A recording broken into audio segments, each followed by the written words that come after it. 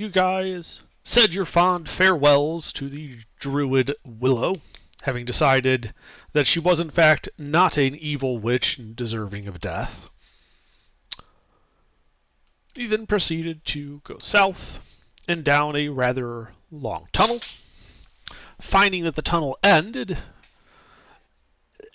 in a broken out wall of a masonry like flagstone nicely made dungeon area.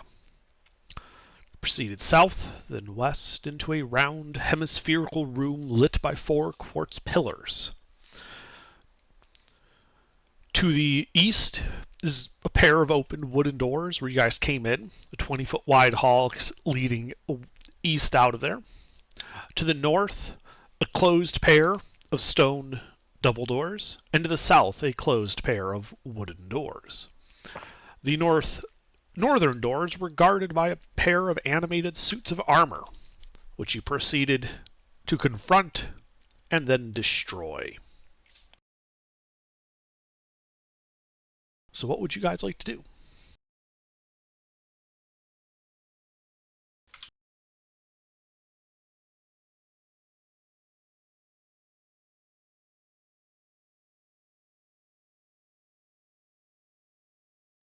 I think I missed last session, so whatever. I don't know exactly what you guys.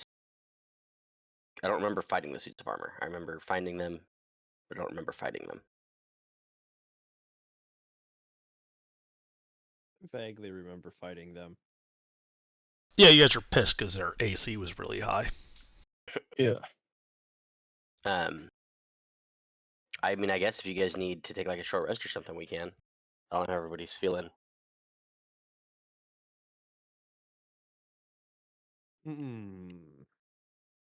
I didn't take any damage. Hey, didn't either.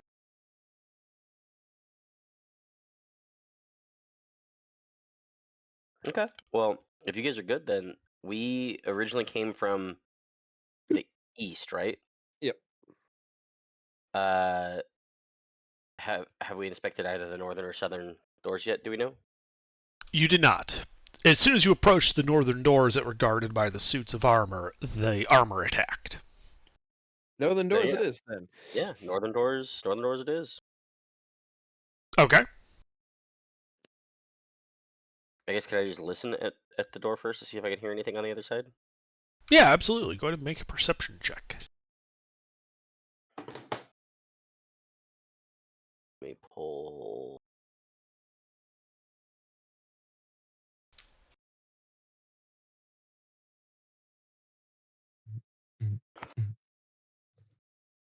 You don't hear anything. I mean, yeah, I'm good to just open the doors if nobody else really minds.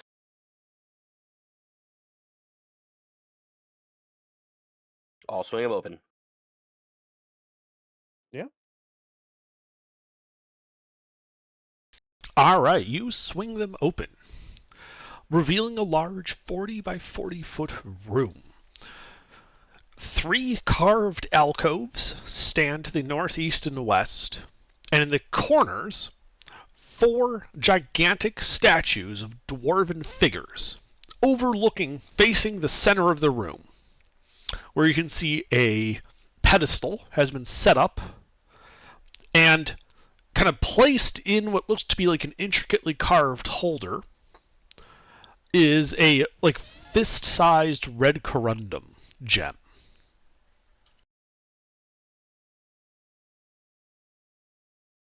No other way out of the room is immediately visible.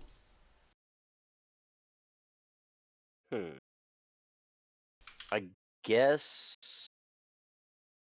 first off, since you said no other way out of the room visible, can I look around and see if I can find a way out of the room that does look visible? Sure. Or that doesn't look visible? I was just about to say the door behind you. Go ahead and make an investigation check.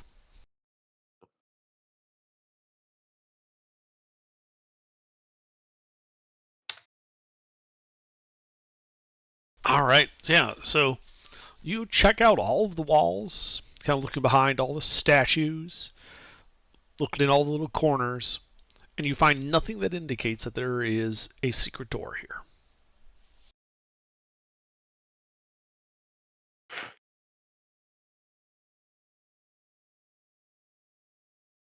No door. Okay. And then you said at the top there, to the northern part of the wall, is where that gem is. No, it's in the center of the room. Oh, center of the room. Yes, where the 4 large statues of dwarves are like looking at. So like those statues are each facing the center of the room. In the center of the room is a pedestal, looks to be made out of some like marble, and the top of it is carved into like this really intricate looking holder, and set into that holder is this fist-sized red corundum gem. Is there any writing anywhere on like the pedestal, or is it just gem Yes. on a pedestal? Yeah, well, not on that pedestal, but on the 4 pedestals of the dwarves, there are in fact 4 names: Moradin, Baranar Truesilver, Clingadin Silverbeard, and Marthamor Doyne. Moradin. I feel like Moradin's a god, but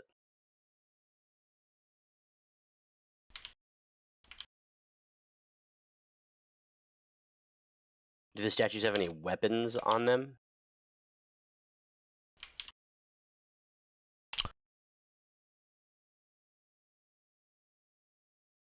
Yes, Moradin has what looks to be a hammer.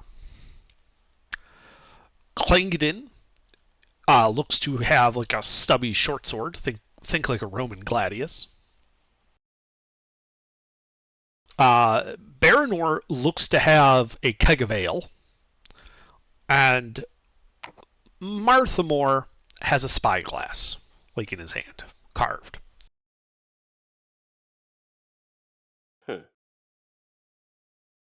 It's all made of stone, though. All of them made out of stone.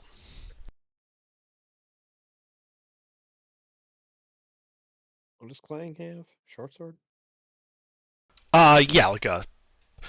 I mean, you remember these are large statues depicting dwarves that have been massively like scaled up from a normal dwarf. So relative to the size of a dwarf, it's a short sword. Relative to the size of you, it's bigger than a greatsword. Mm-hmm.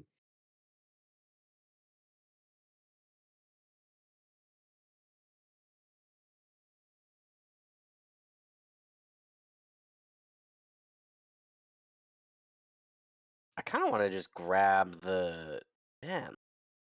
No, it's probably a bad idea, but I don't get the vibe that these guys are gonna attack us. Wait, what How is? big? Wait, I sorry. mean, we already killed the Okay. Guardians. Yeah. Why on earth would there be a trap in the room beyond the Guardians? Is that? I'm gonna grab the gem. Do you want me Ah, to? I'm Anybody gonna would leave like the room if if you anybody go would for like it. to leave the room beforehand, Do I you get want it. me to do a magic check? I don't know what that means. Do you want me to detect magic? Detect magic. Oh, sure. If you want to, go ahead. Yeah, let's do that. Okay. Yeah, so you spend 10 minutes doing a detect magic ritual. And the only magic in the room that you don't expect, that you wouldn't normally expect to find, so like all your equipment, the background magic of the dungeon itself, is the gem itself is magical, as it emanates an aura of conjuration magic. Hmm. Hmm. Touching that might summon something. I recommend not touching it. Or at least not touching it without a plan.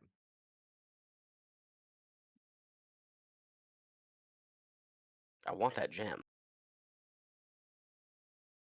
Okay, we'll back out of the room and close the door, and then you can take it. That works for me. I got a good feeling about this. What could possibly go wrong? I wonder who the new character that's going to join the party is going to be. I got a good feeling, guys. Leave the door open, and I can try to throw the gem to you before the door closes automatically if that happens. Sure. Kaylin closes the door anyway. Whatever. Okay, so you guys yeah, are I'm leaving gonna- Joey alone in the room? Yep. Yep. Ugh.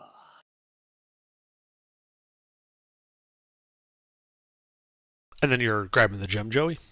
I'm grabbing the gem. Okay. So you pick up the gem. As words begin reverberating throughout the room, though no one outside the room hears them. What languages do you understand? I understand Common, Draconic, Abyssal, and And what? Deep Speech, whatever Ah. that is. I thought Yeah. that was Undercommon, but it's different, I guess. Yeah, this is Dwarvish.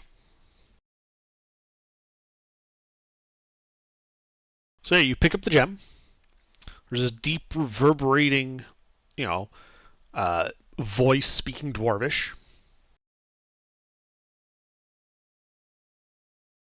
Can I maybe see if I can, maybe an insight check or something to see if I can get the general vibe of what it's trying to get across?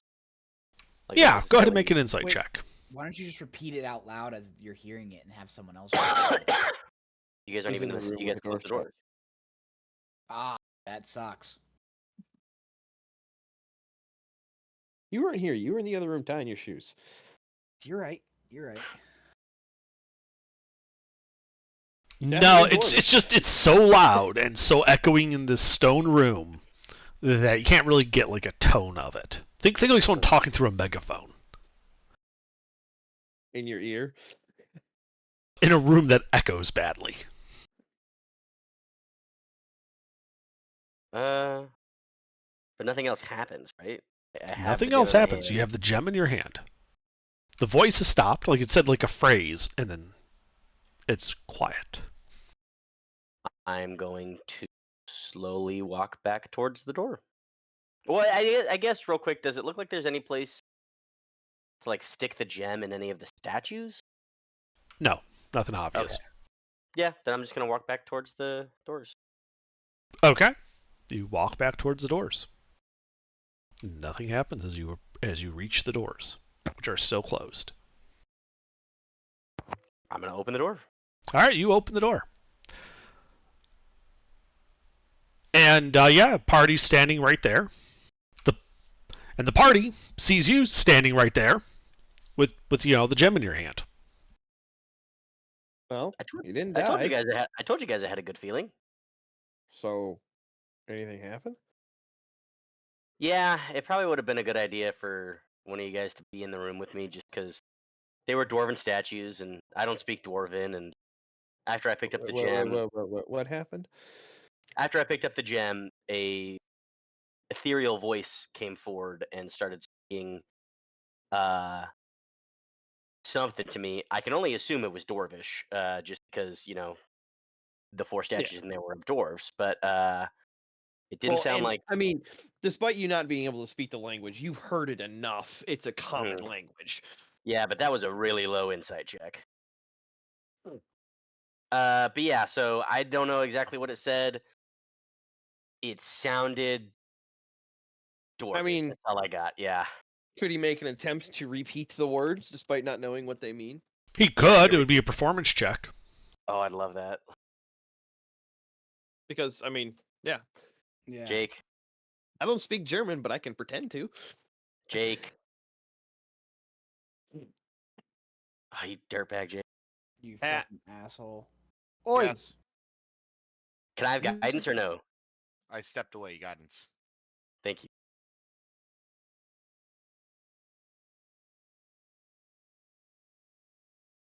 Oh my god! Nailed it. What? Fucking perfect. He sure Every as fuck single didn't know what word. his gut was saying that they were saying. when he Oh could my repeat it. god! Nice roll. Well, that was clutch. That's crazy. So Alex got do carried any away. of you speak Dwarvish as he repeats the words verbatim? The dwarf raises his hand. Yes, I speak dwarfish. Hey, you never know. There could be some weird background thing where you speak Elvish instead. Oh my god, that's Oh, crazy. I gotta do that now. The So, dwarf raised yeah. the gnomes. Yeah, the phrase was, "Welcome, pilgrim, partake thee in the fires of creation." Okay. As a dwarf, what the hell does that mean? I mean, isn't like pretty classic dwarf mythology that they were like molded by clay, and that's why they have like the Born from fire, yeah. yeah. I guess The can I fires maybe of try the to earth, yeah. Yeah, can I it's referencing like dwarven mythology, same way that you would have. I forget you were a dwarf. Same way that you would have recognized Moradin, Baranar, Clingedin, and Marthmore Ooh. as 4 different gods of the dwarven pantheon. that's Okay. yeah, I knew Moradin was Yeah, bad. yeah. Moradin's the god of creation. Baranar is the god of hearth and home. Clingedin's the god of battle, and Marthmore is the god of exploration. So they want me to create a new This, race. yeah, this, this phrase, these statues, this gem. This was a shrine to the dwarven gods, and apparently, upon the worthy are bestowed this gem, which is still magical, by the way. Yeah, okay. Can well, I now that we know what it doesn't do. It doesn't kill me. Can I maybe try to attune to it? It takes an hour, but you can. Are you guys cool with waiting an hour? Do you want the dwarf to try to tune to it? I'd love to create stuff. You misheard me. No, yeah, I'll give it to the dwarf and All right, we'll take a short rest and I'll blind attune to it. Okay. Well, I'll fiddle with it. Yeah. So you guys wait around for an hour. All of you but Kalen complete a short rest. Kalen, you, upon fiddling with it, are pretty sure that this is some type of summoning gem, and if you were to break it, it would summon whatever it is that it summons. Oh, okay. So, well, with my background in magic, I would know that most likely would be like a elemental or something like that. Yeah, an elemental, some type of outsider type deal. This isn't going to this isn't going to summon some like random guy. This is going to summon something magical. Breaks crystal. I'm Jim. I was just working at Starbucks. Where the hell am I? Hello? Who are you guys? Alright. Cool. So, summoning gem. All right. Yes. Do you have a room number so you remember what it is? Yeah, 618. Sorry, 619. 619. Okay.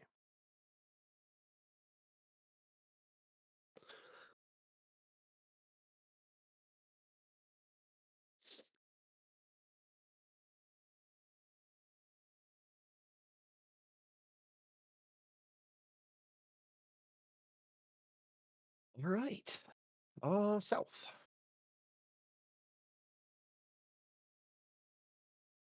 Yeah, we'll check the southern doors.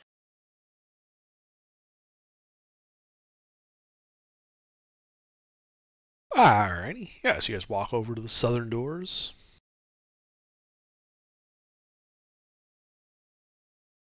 They are closed. Pair of wooden doors. Hmm. Wing 'em I open. cast fireball. No, I'm kidding.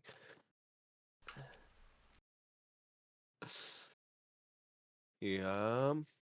I'll give him a look over. Make an investigation check.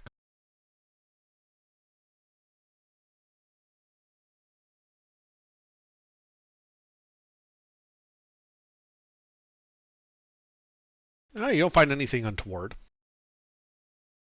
All right. No, I open them. Alright, they swing open, revealing a 10-foot wide hallway running east to west. To the east, after 10 feet, you can immediately see that it turns to the south. And to the right, you can see that it looks like there's an intersection there, and you can see a door to the southwest. It continues more to the west. Doors, more doors. Always doors.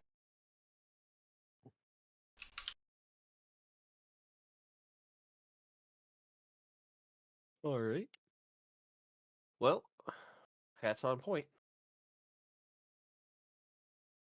Jake doesn't seem to be paying attention. I can take. Hat. Wait, put. Yo, dude. Hat. I think him and Holding Bob it. are off talking to each other. I bet. Oh, is Bob over there? I forgot. No, No, I just Bob's came back back right now. today. Oh, I just came back today. Okay, so that's not it. so that's not it. I Jake's thought just he being a was still bitch. over there. He's just being a piece of shit. He called me too. Yeah, that little slut probably talking to his fucking wife. Yeah, Allie's got some All right. fucking thing Well, going. Joey's on Oh my- point. Yep, Joey's on Okay, point. here I'll type out order real quick.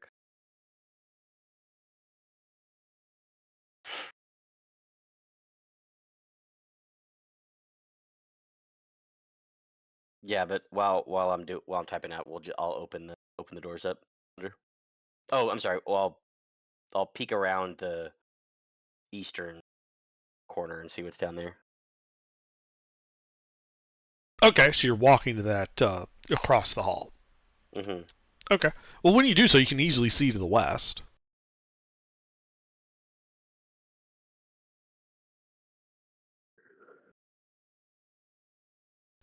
And there you can see the hall continues to the west, the 60 feet to the limit of your dark vision, continuing on. But towards the end of it, it also looks like there's like a large opening to the north, like there might be a room there. And as you get to the corner and peer to the south, you can see that 10-foot wide hall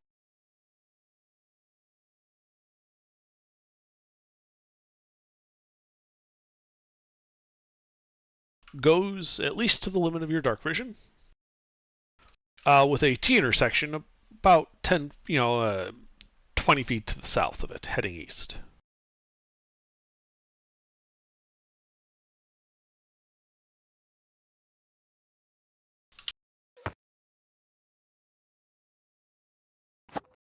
Wait, what? Why does this hallway look for me like we've been here before? I don't think we've been here before. That little outcropping? Oh, this is past the This is garden. way down from that. I was thinking because this reminds me that little like end area reminds me of like where we found those gemstones in the wall and that little caboose. I'll creep back down the western side so I can see what's going on Okay. in that area.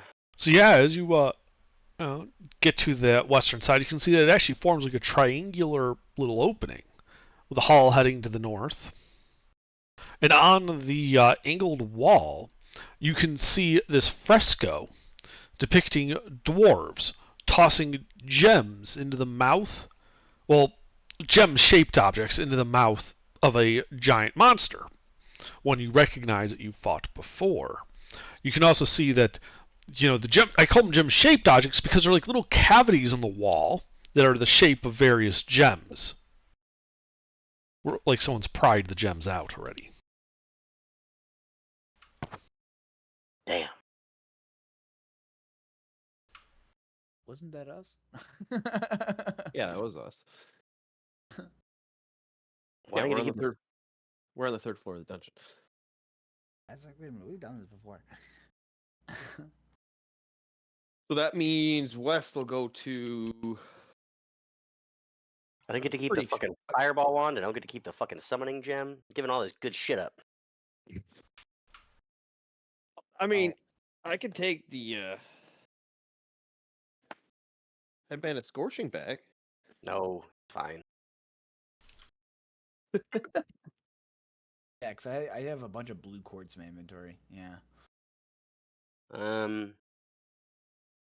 Y'all. I'm Oh, pretty sure that- west or north leads back to the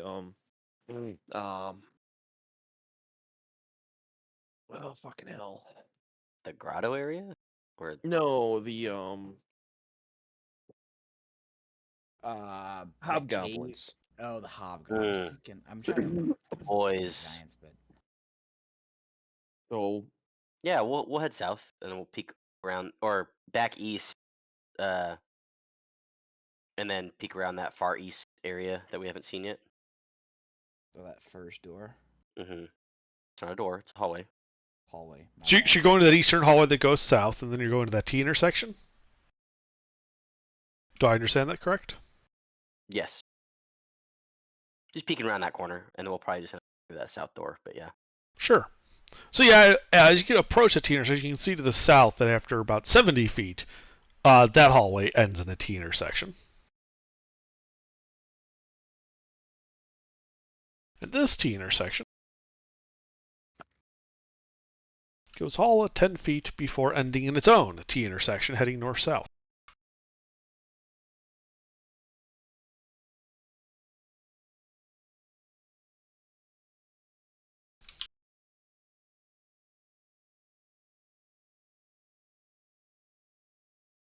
Yeah, I think I'll just head back to that single door. Okay. Yeah, so you you there for guys retreat to that single southern door.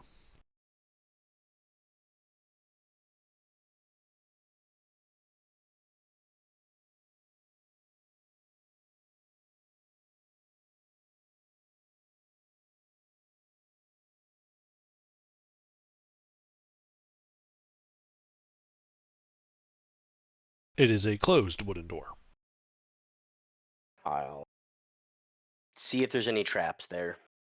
Okay. Make an investigation check. You do not find any traps. I'll open her up. All right. You open it up, revealing a 20-foot across, 40-foot wide room. On the opposite side, but a little bit to the west, you can see another closed wooden door headed south. And on the east wall, you can see this stone archway that has been kind of built out of the masonry of the wall. And at the apex, at the keystone, you can see a rather familiar-looking bug monster, one that eats metal, carved into its keystone. Yeah. Get those maces.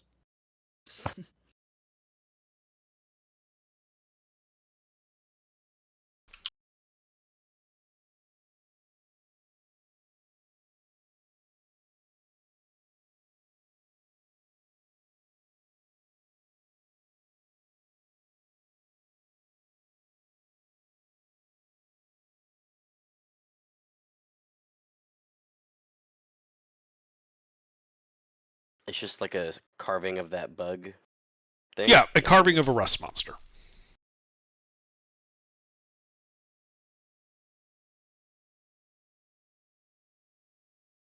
I'll, Who's carrying all the maces? We gotta give it metal. give a carving metal. Yep. Yeah, if you touch the rust monster with metal, it'll open the portal. Open the portal. Exactly. But the thing is we know that we've already been there. We don't need to go over there. Yes, there are other unexplored areas. Continue south. Well, it's closed wooden door. Open it up. All right, you open it up, throwing it wide open, revealing a 40 by 50 foot chamber. 3 other doors, one east, one west, one south, all closed, all made of wood. And the chamber itself is filled with stone furniture, couches, and the like, kind of arrayed around the room, as if someone was making like a stone version of like a sitting room.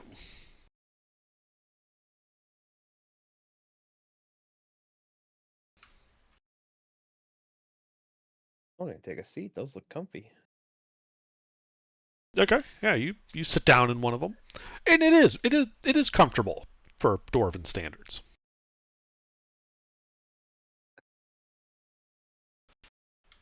Now this person knows how to decorate.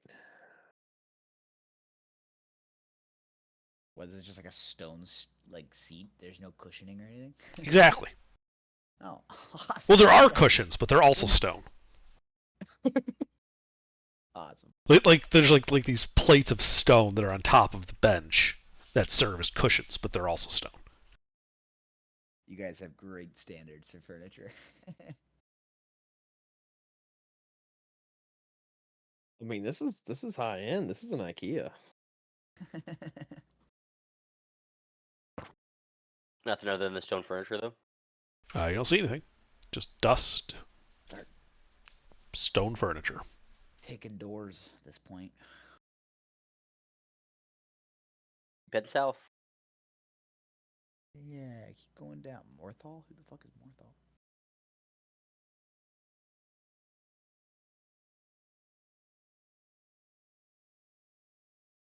All right. Yeah, you head to the southern door. It's made of wood. It's closed. Open it up. All right. Reveals a 10-foot wide hall that goes south 20 feet and turns to the west. Follow it down. All right. Yeah, you follow the hallway. As the hallway heads off to the west, you can see that it goes 10, 20, 30, 40, about 60 feet and turns to the south. And just as it turns to the west, there's this 30-foot wide niche carved out of it. And on the southern wall of the niche is another stone archway. This one with 6 shallow, empty niches carved into it. The wall inside the archway is carved with a stylized image of a mountain with a sun above it.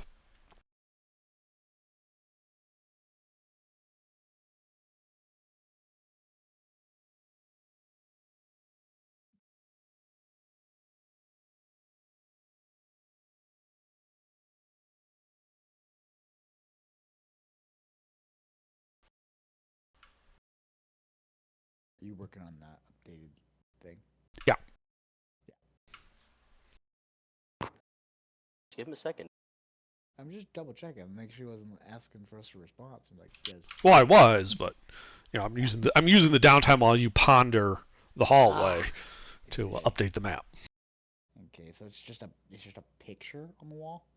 Well, it's like an archway similar to the one with the rust monster, except instead of a rust monster carved onto the keystone, it has 6 niches, 3 on each side of the archway, and in the center of the archway, instead of just being a plain wall, it is like a relief showing a mountain with a sun above it. Okay. Now, how big are the niches in the wall? 3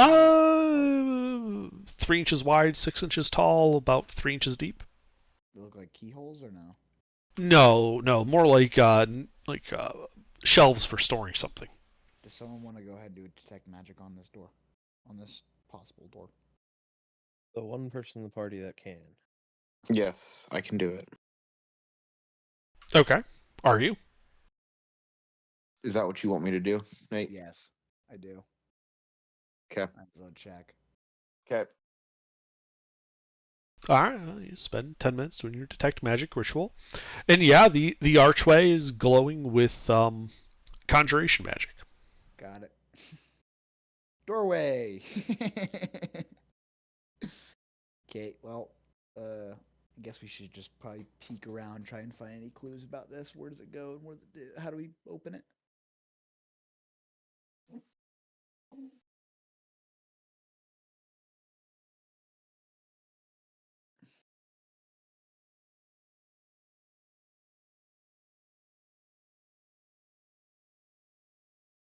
Right, so the doorway is right here. Is that little square? Yeah, it's kind of in that niche area.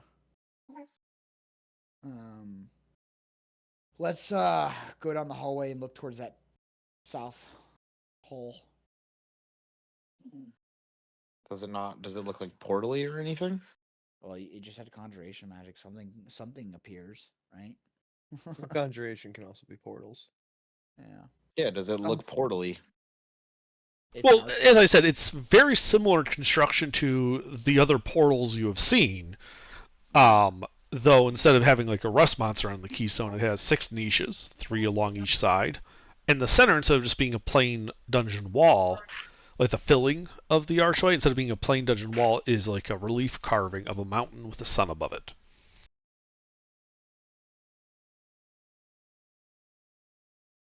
Yeah.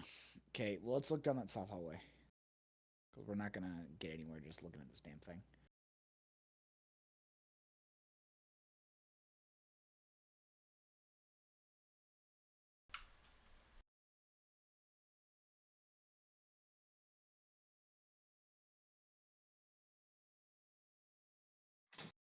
All right. You look down the southern hallway. And the hallway you can see goes 10, 20, 30, 40, 50, 60 feet before opening up into a room that is 30 feet across. And you can see it because there is dim light kind of spilling out halfway up the hallway from that room. Ah. Okay, just kind of shift my feet and take a peek-see into that room fully. I don't think there's anything in it, but it'll be alright if there is. Yeah, just go shuffle my feet over there and see what's up. All right. So you go down there, finding it to be a 30-foot across room that is 30, 40, 50, 60, 70, about 80 feet wide. Looks to be there's an opening to the north, 20 feet wide. A hallway leading north at the far end of the room, and a hallway leading to the south at the far end of the room. And there's just Along the east and west walls are 3 quartz pillars filling the room with light. See. They're filling with light. Whoa. Quartz had that ability. You can also see that rusted helms, shields, armor fragments, and weapons litter the floor, making it so that it would actually be difficult to cross most of the room. Ah.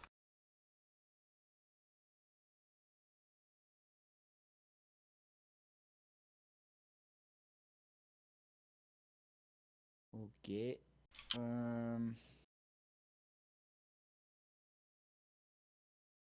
Ha. And what's in the center there in that box? Huh? What's in the center of that box of that room? That weird white cutout. It's just a place where the Oh. grid isn't drawn. I just see. Okay. All right. Look behind. Just kind of pop my head around that first corner and see what's up in that first north side corridor, the 20-foot corridor. All right, so you peek around to that first 20-foot wide area. And you can see that this deep alcove is mostly clear of metal wreckage and contains a shattered stone sarcophagus. Engraved on the back wall of the alcove is a dwarvish inscription, and bones are scattered around the smashed sarcophagus. Ah. Okay, I tell the party and ask for the dwarf to get over here. Yes. There's a sarcophagus with words on it that I cannot read, sir. We need to be Is it careful, dwarvish? though. It's dwarvish, yeah. It's a lot of bones around this, so if we touch something that we shouldn't be touching, something might come alive. Galen rolls his eyes at the warning. You want to go read those and Yeah, I'll head over and read Yeah. the. Right, so on the back Engraving. wall is an inscription. And it says, "Our king is with the gods. Here lie his bones." In Ah. dwarvish.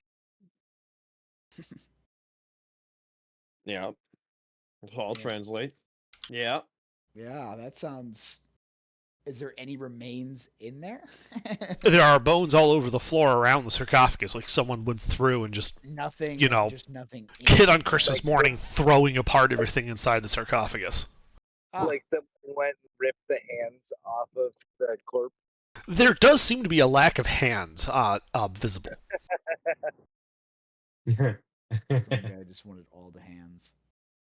So there's no bones in the sarcophagus because all the bones are everywhere but the sarcophagus. It would appear somebody has looted this. Yeah, that's what I was about to say. Okay, well, what happens to the rusted armor? Let's just double check that. Can I just pick up one of the rusted shields? Whatever. Yeah, you pick it up. This is not a. Well, you probably wouldn't know, but Kalen would be able to obviously pick out that this is very obviously not a dwarven shield. Rather, it matches more like of a drowish construction. So the drows have been through here. Awesome. And as you look about, you realize that like all the arms and armor on the floor are really not dwarven construction. You see orc weapons, goblin armor, drow shields, dwergar crossbows, broken, obviously. These are arms and armor of the enemies of dwarves. Kaylin, did you hear that? I mean, this looks like you guys won. Said everything's broken. Yeah, it's rusted and bent and broken arms and Okay. armor. Then let's go ahead and peek through that secondary north corridor and see what's down there. Yeah, it's a hallway. Goes 30 feet and turns to the east. Oh shit! Okay, we've been at a crossroads, guys. Do you want to go south or north? I want to go kind of north first. I'm gonna go 30 feet north and look down that hallway. That's to the east.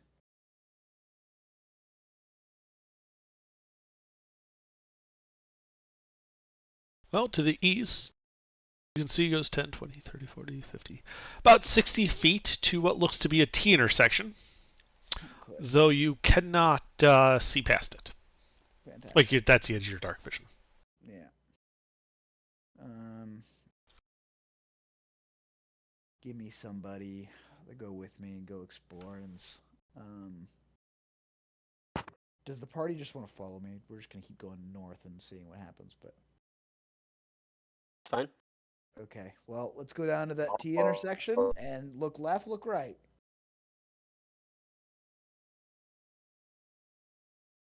Hang on. One moment, please. And I'm just listening to hear shit. That's all. To hear something, I'm fucking stopping. Yeah, I understand. Just give me a moment. Yerp.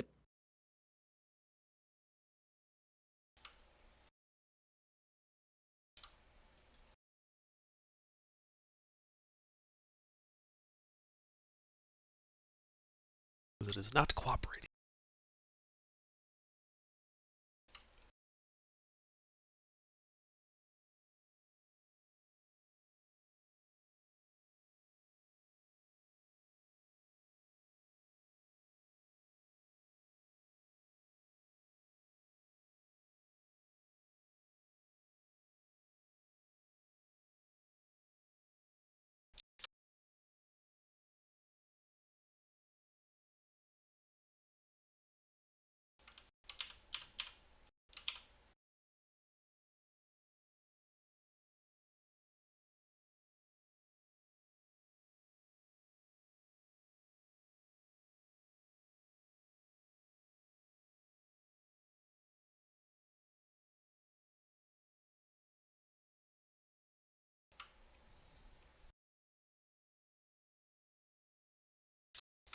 All right.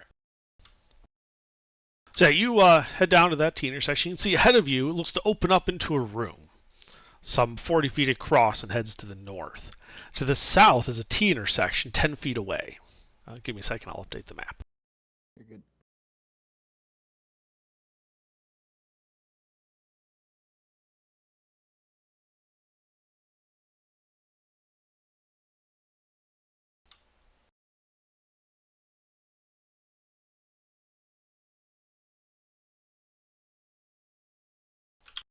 There you go. That's what you see when you approach that T intersection.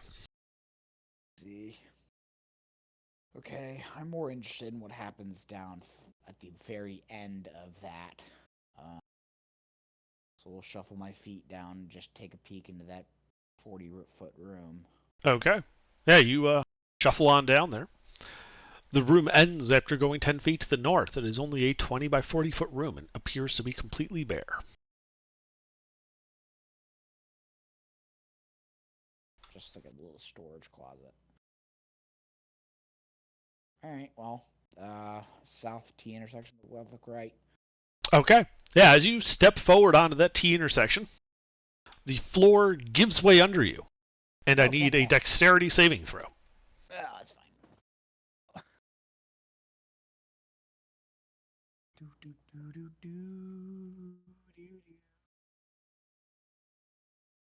D20 plus 5.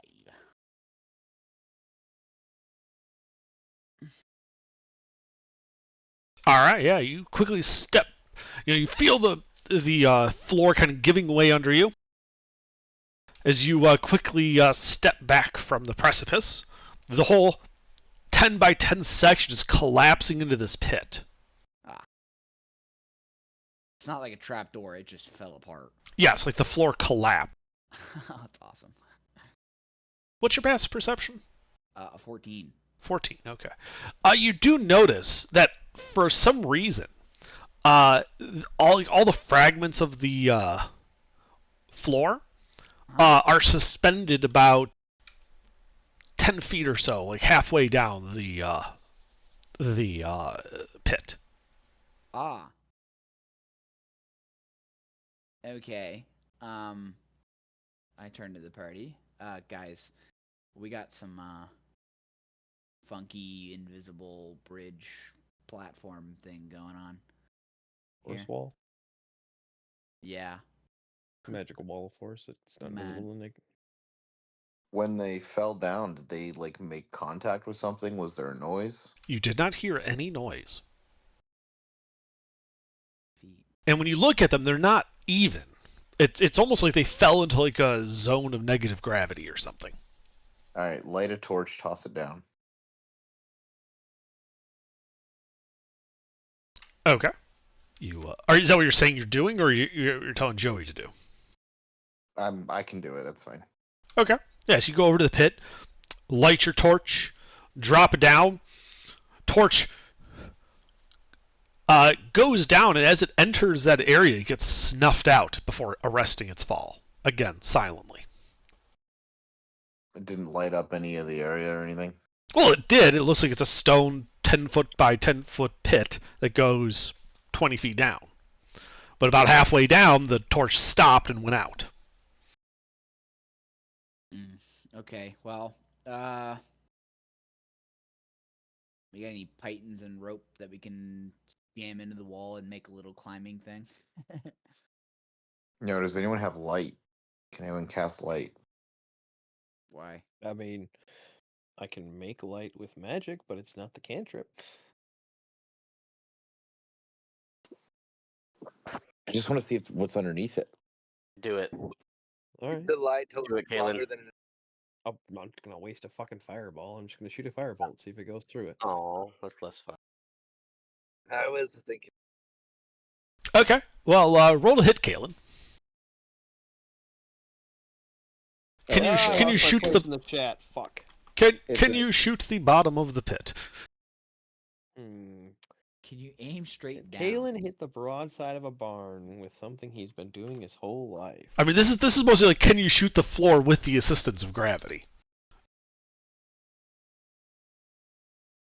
Nice. No, there is a chance you roll a nat 1 and shoot your toe off. You be sarcastic, I be sarcastic back. Yeah, your firebolt goes down and gets snuffed out. Go ahead and roll damage for it. What do I do with fireball? Okay, yeah, because your fireball goes out, and you and probably Joey too, as he's looking over the edge of that. The stuff down there is moving up, It's a gelatinous. and you guys should roll initiative. It's a gelatinous cube. Told you you should have cast Fireball. But now I can cast fireball. Why waste fireball on what might be just some weird anti-gravity anomaly? Because you've got 7 of them free. How many have I used? We just took a long rest, did we not? Short I rest. got. Well, no, he meant recently in the game. Yes, we did recently take a long rest. However, I only got 2 charges back.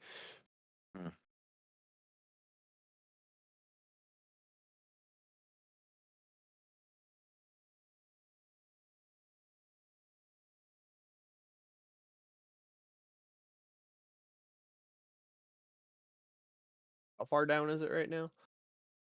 10 feet. Just threw a bunch of shit inside of it.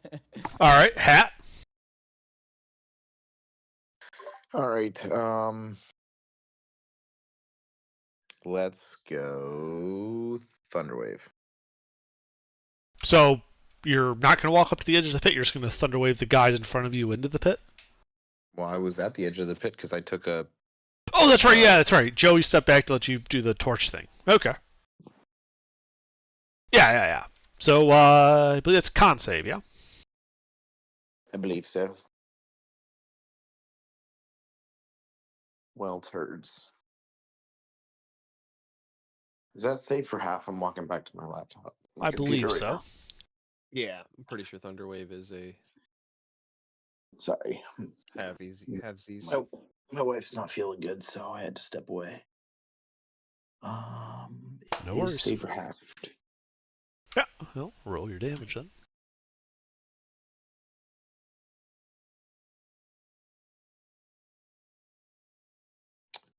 Oh, it's just a flat 2d8. Okay. So 3 points. Yeah, you see like a bit of like rippling in the air, almost like dropping a stone into water. But it's coming up still. Anything else? No. Might want to step back so other people can get up. Oh, 10-foot hallway. Yeah. Let's go ahead and step back. You came through a little quiet, just so you know. Sorry, go ahead. Yeah, let me back up and let somebody else jump in. All right, Varus. Yeah. I'm gonna pop this thing. I'm gonna shoot it. Okay, so you walk up to the edge and shoot down at it. Yup. Roll to hit. Oh yeah. Oh yeah. 2 hits. Okay, I'm doing 2 bursting arrows. All right. Well, roll your damage. Okay. Do 2d8 plus 10 plus. I think it's 2d6 per bursting arrow. Yeah. So it's plus. So it's 4d6. Wow. Bang bang. All right, yeah. You just shoot your 2 arrows down. There's little pops of explosion. You can see several of those bits of stone crack. The torch is utterly annihilated. But stuff is still coming up. Oh man, not Hat's Aw. lucky torch. No. Action surge. Do it again. All right. Because I can. Bang. Well, the 28 hits, the 13 misses. Okay. You like shoot down, just clips the corner, and the arrow just bounces up and almost hits you in the face. Fantastic. We love that. That's a 1d8 plus 5 plus 2d6. Wow, that's incredible. I mean, you did have 2 6s in the other one. Yeah, right. All right, yeah, this one doesn't seem to be as useful, but it does do its full damage. Okay, and then I back up and let everybody else take their little shots. All right, Uthal. I thought Nathan or Virus was on the other side of it, right? No. I'm You guys are all on the north side of this pit. I'm gonna jump across. Okay. What's your strength score? 20.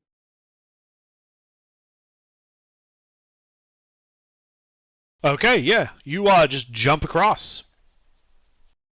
You Okay. have to spend like 20 feet of movement, tend to get to the edge, and then tend to jump over. But yeah, you're on the far edge. Very good. You can see that the hallway continues left and right, east and west, 40 and 20 feet respectively, before turning south. Okay, and the stuff that is floating up is still 10 below Yes. the edge, right? Yes. Okay, then turn. Say again? Because jumping is an action, right? No, it's just movement. Oh, beautiful. Then I am going to keep ready in action to attack whatever comes up. Okay. Oh, and then that's it. All right. Kalen, Ray of Frost. roll to hit.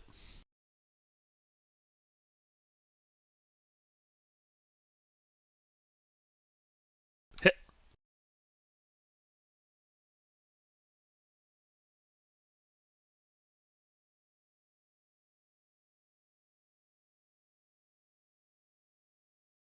All right. 6 and minus 10. Okay. Too bad that doesn't stack, because that would be worth the sorcery points. Yes, you get 0 movement for this turn. All right. Mm-hmm. And then, ba-da-ba-bum.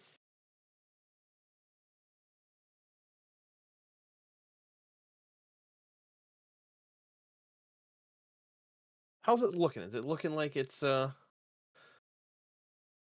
as together? No. You cannot tell looking down at it. Okay. Yeah, then I will back up my 25 feet.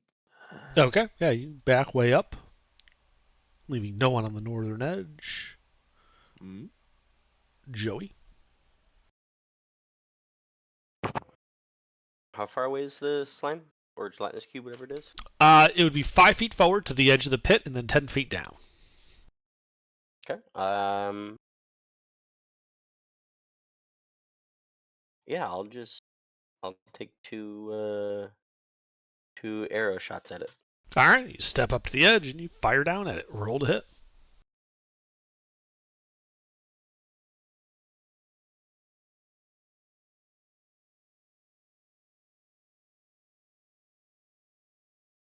Two hits. I will turn both of them in. Oh, actually. Ooh, scroll.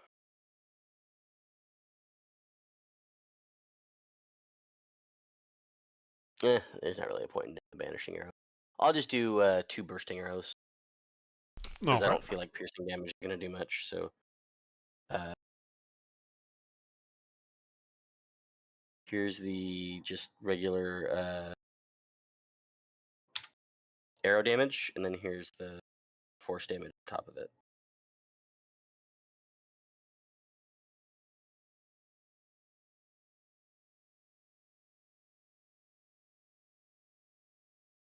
All right. As you manage to bloody it. And then I will scooch back.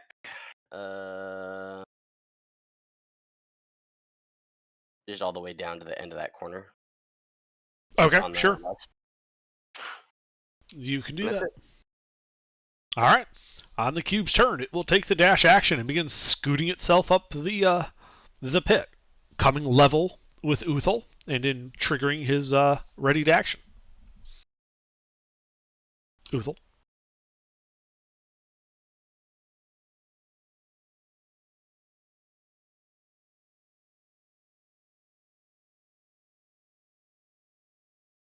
Now, because there's a ready attack, I can't reckless it, right? Correct. Okay. Also, I'm about to lose service. This could be my last turn for the night, probably. I'll let you know if I'm able to come back and All right. something.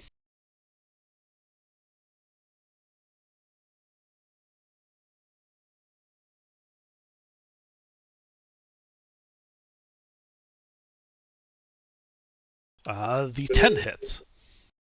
Also, you only get 1 attack on a ready to action. Oh, okay. So the 10, which was your first attack, hits. Oh, beautiful. And I wasn't raged, so I don't get my proficiency.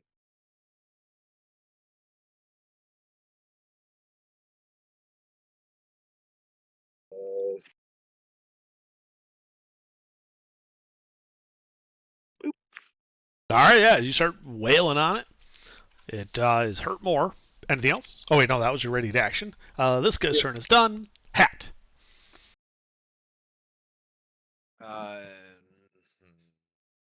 The rocks are kind of floating in this kind of jello-like substance right at the surface of the dungeon floor. It's almost like you could like skip across them like stones in a pond. I'm not going to do that.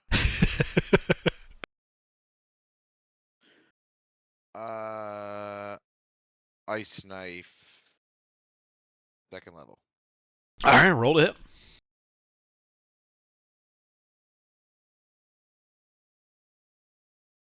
Is it +6 or +7? Hell yeah. Hit. I believe it has to make a deck save. Correct. And he's not very dexterous. He is not.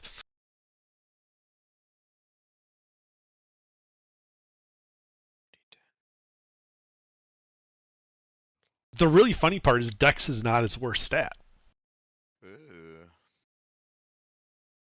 Okay, well, this is gonna hurt him. It's definitely charisma. He has a charisma of 1. Hilarious. So the ice knife sticks him. And then it explodes in him. Explodes inside him. Like you ever see like the slow-mo videos of like Mythbusters shooting ballistics gel with like a 50 cal? That's what this looks like. As it is on the verge of death. What? Come on, you gotta just give me that. Nope. You batch. Ah, okay. Fucking found it. Anything else, Hat?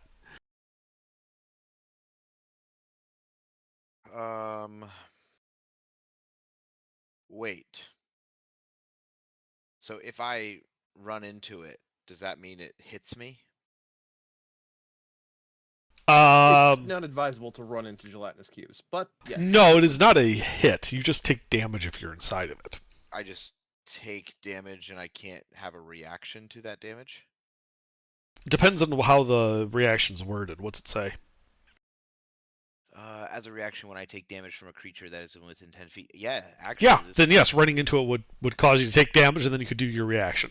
Alright, yeah, so I'm going to run into it. Okay, you run into it, just kind of jumping into this gelatinous pool. Okay. You take 10 points of acid damage doing so, That's easy. and then you get your reaction. So then he's got to make a strength save. 12.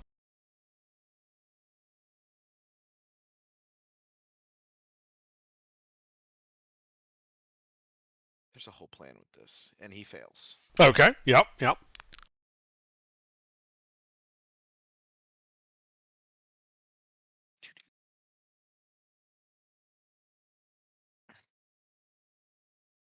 All he right. takes 9 points of force damage, and he is basically pushed into the hole. Yeah, as you just walk into this acidic jello, taking the damage, you just kind of explode outward. The jello shatters, just coating the inside of this tube like you set a cherry bomb off inside of a jello mold. Oh yeah. Did I ride the tube down the hole? Yeah, now you got to make a deck save because you're kind of falling the 20 feet, riding this exploding wave of jello. Well, wouldn't that give me advantage because he's going to cushion my fall? That's why you get a deck save. Otherwise, you just fall and take damage. There is no save from gravity normally. Fuck. Yeah, you kind of land awkwardly. And as you land, you hear a click as the pressure plate at the bottom of the pit is triggered. Oh, fuck. As you guys see, the entire ceiling above kind of collapse into stone and fall on him. And I need another deck save as you try to dodge most of the big chunks of stone. Oh, thank God. As you successfully dodge them, so you'll take half of that stone damage. Before you guys hear this sound, as you find yourself suspended inside of another gelatinous cube that fell out of the ceiling. This is why you don't try to go for the kill. Yeah, this is why you just wait. So, total. Well, technically, if I'm going to take damage from this gelatinous cube... You don't have a reaction. Fuck! You used it! That all happening was a result of your reaction. Yeah. So you fall and take 6 points of bludgeoning damage. The stone, you dodge all the big pieces of stone, taking only 4 points of that. And then the gelatinous cube falls on you, dealing 17 points of acid for a total of 27 points of damage. Hell yeah. And I'm just going to keep it on the other guy's initiative. So is there anything else in your turn, Hat? As you are currently inside the cube, which means you are, let's see, blah, blah, blah, blah, blah. You can't breathe and are restrained. Oh, also, what's your con mod? My con mod is a +2. Okay, so you have 2 rounds before you pass out from lack of oxygen. Cool. All right. Anything else in your turn? No, I think that's pretty fucking good. You Okay. absolute genius. Mad lad at it. All right, Varys. I shoot it. Okay. Roll to hit. Okay. 2 hits. Awesome. 2d8. I have a decent idea on my turn. Is it better than mine? Yes.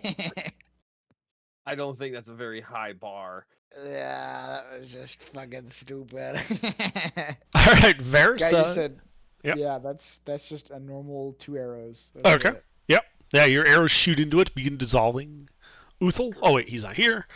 Kalen. So, seeing one explode, and then another one come flying out of the ceiling. Well, falling out of the ceiling. Yeah. Hang on, let me find a timestamp on this so I can get back there easier. How far down is it? It is 10 feet down, because it's a 10 by 10 by 10 cube. And it's a 20-foot deep pit. Okay. So my experience with gelatinous cubes tells me that even though it has food, it's still going to try coming up and getting more food, right? Yes. Okay. Then, yeah, Ray of Frost. Okay, roll to hit.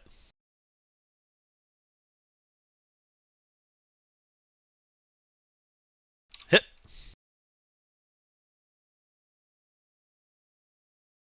And then -10 movement. And then, yeah. I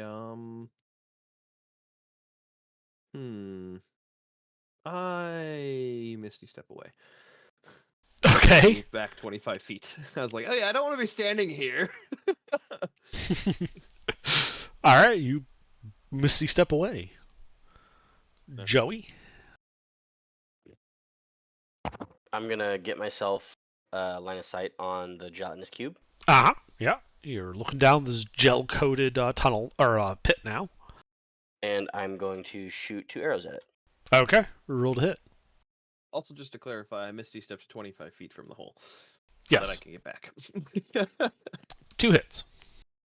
Can I turn one of those hits into a banishing arrow? And if I do that, will that banish just the gelatinous cube? It would banish just the gelatinous cube. It won't banish the other creatures. Okay. Then I'm going to do that. I'll turn that into a banishing arrow. I don't think I need to roll for anything. Needs to make a charisma save. Yes. Yeah. I really want to argue if I teleport with a cheeseburger in my stomach. A Does the cheeseburger's cheeseburger- not a creature. I know. That I'm just passes. laughing. I'm just laughing at the thought. Hmm. That does not pass. I'm almost certain of it. Let's see. So it disappears for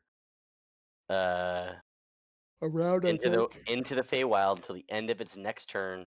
While banished, its speed is 0 and it is incapacitated. Mhm. It reappears in the same spot, but I'm not level 18, so it doesn't matter. okay, yep. So it disappears. Hat, you are now prone on the floor because the gelatinous cube sort of disappeared around you. Hell yeah. Anything else, Joey? As an object interaction, can I toss a rope down? Yes. You can lower a rope. Okay, so you're standing at the top of the pit with a rope, having lowered the end of it down to Hat. Anything else? That's it. Okay. Gelatinous Cube's turn. End of Gelatinous Cube's turn. It reappears. It can't reappear in an occupied space, so it must instead appear above it, because it is the closest unoccupied space, which means it then it dissolves the rope, like 10 feet of the rope just got dissolved. And then it falls and lands on Hat. Hat. It was cast your save this time, though, you idiot. There is no save. It is the full length and width of the tunnel. You're fucked, Hat. I don't know. Hat just gets engulfed again and takes 5 more acid damage. Hell yeah. Reaction. It's Gem still Dragon. bad. Oh, yes, that you can do now. So you got your reaction. Oh, wait, no, you get your reaction back at the start of your turn. So you need to wait for your turn first, because you use your reaction on your turn. No, I didn't. Yeah, you did. That's how you killed the first one. That's how you killed it. Oh, Yeah, okay, fine. Yeah, all of 6 seconds ago. At least- you used your reaction. it's It fine. hasn't been another round yet. That was the end of its turn. So it is now your turn, Hat, getting your reaction back now. So you're inside the cube. I'm You are just restrained going and can't breathe. What do you do? Restrained and can't breathe. What? So I can't try to escape this thing whatsoever. You can. It's a strength check. It's a strength check. Yeah, it uses your action, and it's a strength check. And if you do so, you'll be able to grab that rope. Well, the 10 feet of it that's towards the top. You'll basically swim through the cube to the rope that's not dissolved, and hoist yourself up onto it. Can I like speak? Can I cast spells? Can I do things like that? Not with vocal components. Not while you can't breathe. You don't have the breath to do it. So is Somatic and wild, material is fine. is wild shaping is that a That is not a spell. That is just wild shape. You just do it. so I can do Yeah, that that's without- just a thing druids do. They don't do magic. Yeah, you don't need to worry about vocal or somatic or material components for that. That's why it's hard to imprison a druid. All right, well, I'm The gonna next day it turn turned into into a fucking rhino. Oh, No, I'm not. No, I'm not. No, I'm not. No, I'm not. Okay. Need something with I need something with a climb speed. Fuck. I mean, That's not bad. High constitution allows you to hold your breath longer. and also the size issue. And a size issue. We can't pull you up if you're a rhino, though. We could try. I mean, you guys can try. I'll watch. I'm not gonna even attempt. So what if I just get out of this? If I escape it, I'm just standing essentially on top of the cube. yeah. Normally, when you escape it, you can move to a space within 5 feet of it. The only space that's within 5 feet, because it's at the bottom of a stone pit, is on top of it. However, Joey lowered a rope down, so in theory, you could just grab the rope as you escape and not fall immediately back in. And I imagine if I turn into a large creature, that rope is not gonna hold me. Depends on how large of a creature it is. Large is a measure of size, not weight. There are some large creatures that are somewhat light because they're fluffy. So, But like a bear- rhinoceros or a bear, probably not. What's actually unlike the rope is unlikely to break so much as you're more likely to pull Joey off the ledge and fall down on top of you. What about a wolf? A wolf would be fine. All right. Turn into a direwolf. Okay. So you turn into a direwolf. You're still inside the gelatinous cube at this point, but you still have your action. That was just a bonus action. Yep. But he has a +3 to strength. Okay. Oh fuck. Yeah, yes. You turn into it. And as the gelatinous cube's kind of reconfiguring and sliding around you, you kind of break through the opening and just kind of grab onto the rope with your teeth as you're dangling right above this cube. And Is that an action to pull myself up, or is that movement It speed? is a movement. I don't think direwolves have a climb speed, so you're at half speed pulling up. How much speed did I move to get through that thing? None. It was your action to basically I got 50 put feet, there. So as long as it's not 25 feet of rope, we're good. It is only a 10-foot climb, so you only need to expend 20 feet of movement to climb up.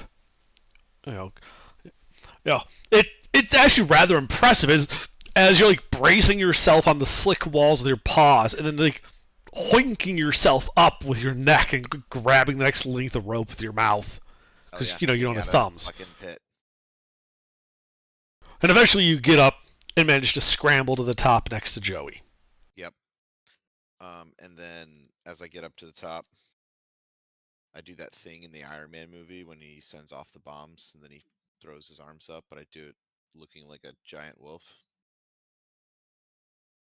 As the, I mean, it's called a T-pose. yes. It's really funny. I saw that same clip of that in that movie today. Yeah, so this big direwolf climbs up out of this pit, just stands up, the guy on its hind legs, and just spreads its front paws wide.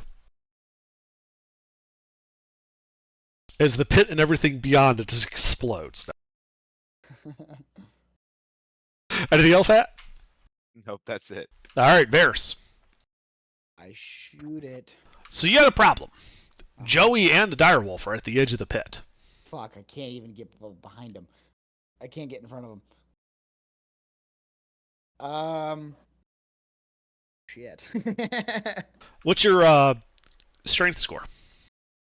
Not very great. I'm not gonna be able to push past him. Okay.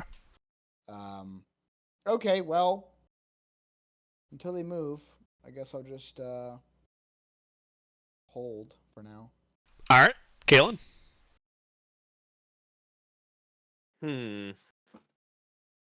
Well, I'll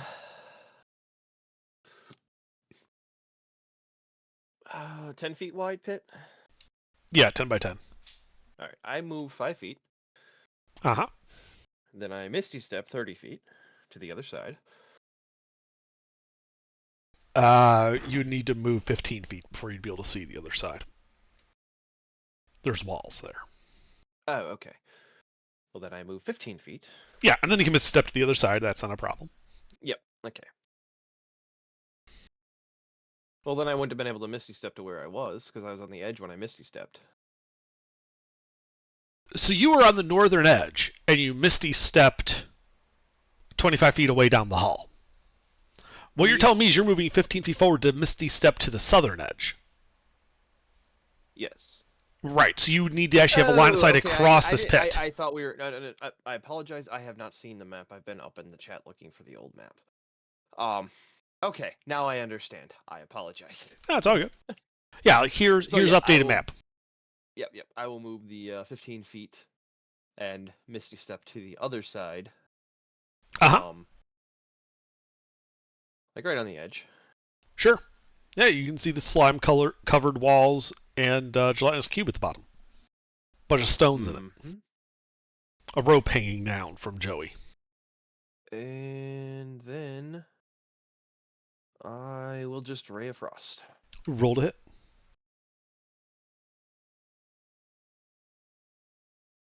You hit the cube.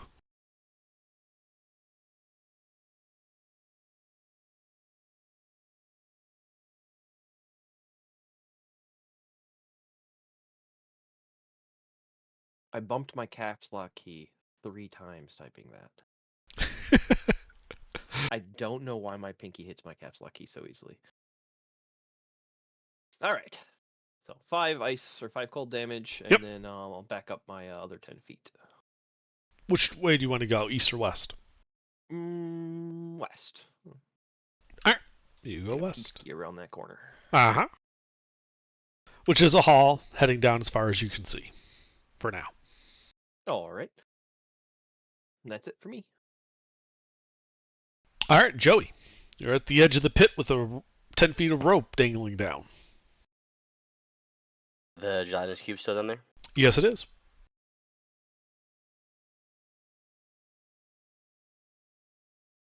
What do? I would. How are you feeling, Matt? I He's a forgot. wolf. Jake He's doesn't. got new HP. Okay, then I'm just gonna shoot 2 bolts at him At hat?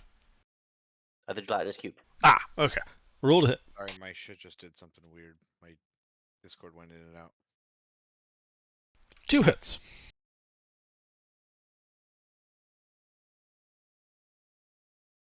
Just regular old Pearson damage. All right, yeah. Which is enough to bloody it. I will pull up the remaining rope that I have. Okay.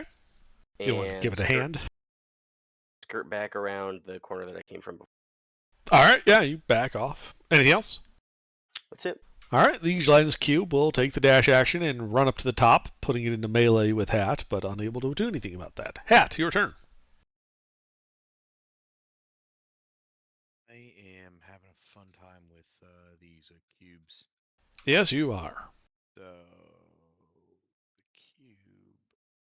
Oh man, Cube and melee with you. direwolves aren't very useful for attacking. Wait, is there an ally within 5 feet of me? No, Joey just left. I imagine it probably doesn't have an attack of opportunity option.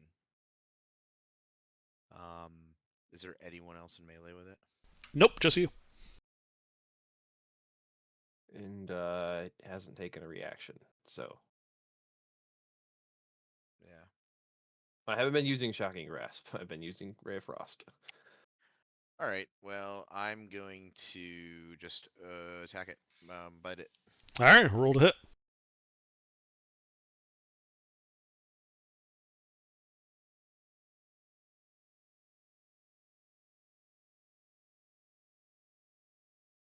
Hit.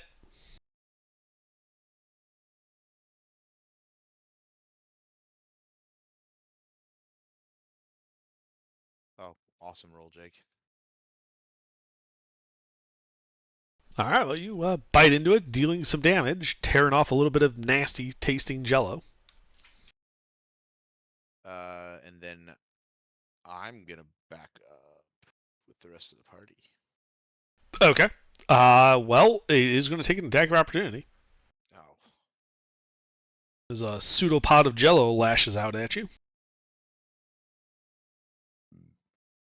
Does a 17 hit you? All right. yeah, it does. It smacks the pooch for 18 points of acid damage Jesus Christ. as you back up. Yep. Anything else? Nope. All right, Varys. Yeah, how this thing is up the pit now, Yep, it's at the top of the pit. and it's what 10 feet from me. Yes. Okay, well, how far can I back up? Quite far. Just another 10 feet's fine. It's no big deal. Sure. Yeah, you can go another 10 feet. Then I shoot it. All right, roll to hit.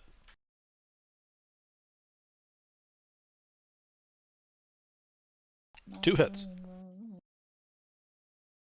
2d8 plus these. Whoa, not the right number. 22 damage. Wow. Wow. Bang bang. Yeah, it's hurt even more. Awesome. Bits of jello sloughing off of it onto the floor. Just so you know, I'm not getting any of the arrows back. I'm just wasting every single one. Yeah, all the arrows, all ammunition shot into this thing is destroyed. Yeah. I'm getting pretty low on arrows here. I know. I still have another like 20 in the other inventory. Anyway, that's it. All right, Kalen. I can see it now. Yes. Well, I think we're just gonna keep with the tried and true, and keep blasting it with Ray of Frost to keep it slow. All right, roll to hit.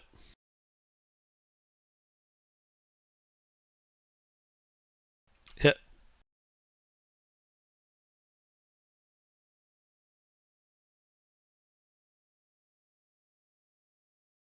And else. I'll back up 10 feet, to back that wall.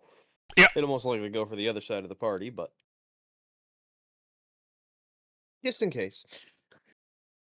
Sure. Anything else? What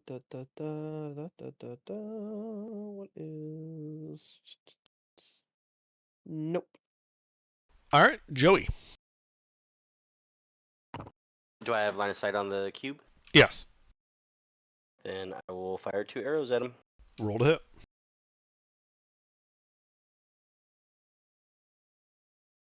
Two hits.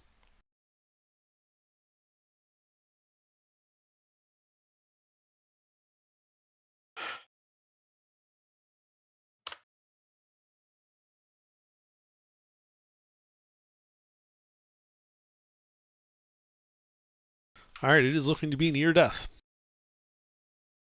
Anything else? How far away from the cube am I? 15 feet. I'll scooch away.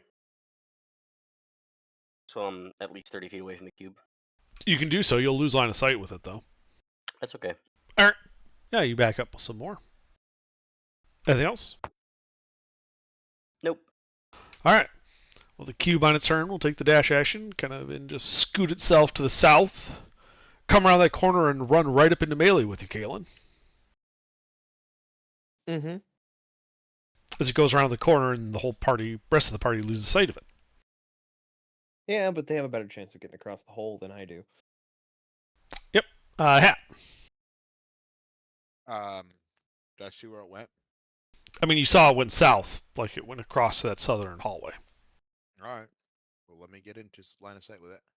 All right. I'm sorry, you backed up how far from the pit? Let's call it like 10 feet. All right, yeah, so you backed up 10 feet. So 10 feet to that, 10 feet to jump across. It has like 50 feet of movement, right? Yeah. Yeah, all right. So yeah, he just runs up to the edge of the pit, leaps over it, and moves 5 more feet as it goes around that corner, and you're right in melee with it. On the other side of it, the far side of it, you can see distorted image Kalen. All right, I'm going to tear it to shreds. Roll to hit.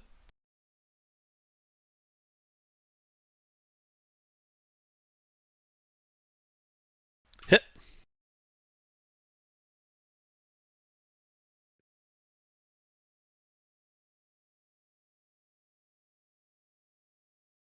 All right, as you rip and you tear and you pull this evil jello mold apart, it is very much dead, coating the floor of this part of the dungeon. You guys are out of initiative. I am no longer a wolf.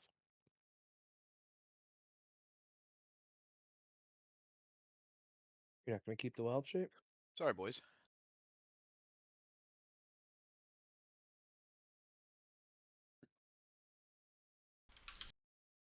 No, I'm not going to keep the wild shape because honestly, my spells would be more useful than me being a wolf.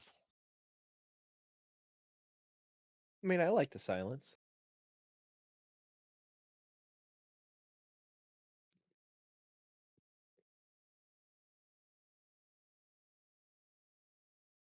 All right.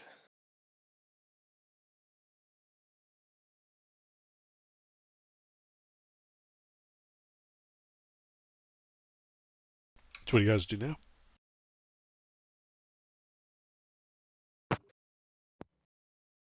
Is that 10 feet or 5 feet for the gap 10 feet. over the pit? I think I have a +4 to strength. I think I should be able to clear it pretty easy. Yeah. Yeah, jump as over long it? as you have a strength score of at least 10, you'll be able to just jump over the pit without any problems. I got that. Okay, It's- can we just do this whole thing where we put some pythons into the wall and tied a rope to 2 sides so people without 10 strength can get across? Is anyone here weaker than a commoner strength-wise? Yeah, me. Shouldn't have built such a shit character.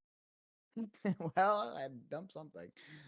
I mean, I dumped strength. Yeah, there's nothing wrong with that. How much do you guys weigh? Yes. Yes. Well, Kalen's already on the southern side. Yeah, I'm good. Can I I'm try to gonna take throw? over. Can I try to throw? Can I try to throw Nate across? So how much does So Varys weigh? I weigh 170 pounds. You're not chucking me across. I have +4 to strength. What's your spare carrying capacity? How much weight do you have open, Joey?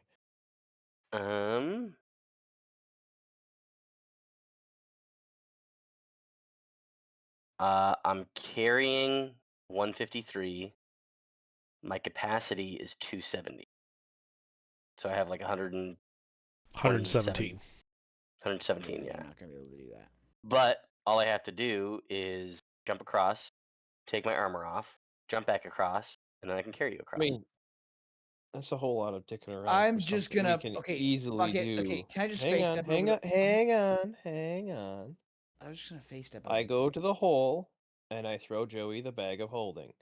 Varys climb in. That works. Wait, that works? Yes. Why wouldn't it? Fuck, I do that. So how much weight? So he climbs in. How much weight was in the bag of holding before he climbed in? 100. Oh, okay. Yeah, we just got it. It's empty. Yeah, I don't know how quickly you filled it up with a bunch of shit. I filled it up with a bunch of shit, but oh, actually no, that's not even. It's 85 because I have bag of holding and it filled in the 15 pounds. So yeah, so 84 pounds. Okay, yeah. He climbs in. You guys all jump to the south. I presume you guys let him out before he suffocates? Hang on, I got a coin. We can flip.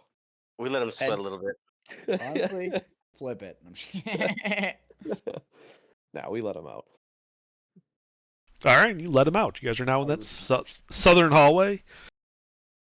To the west, Kalen saw that it went to the south 40 feet to a T intersection. To the east, it turns to the south as well.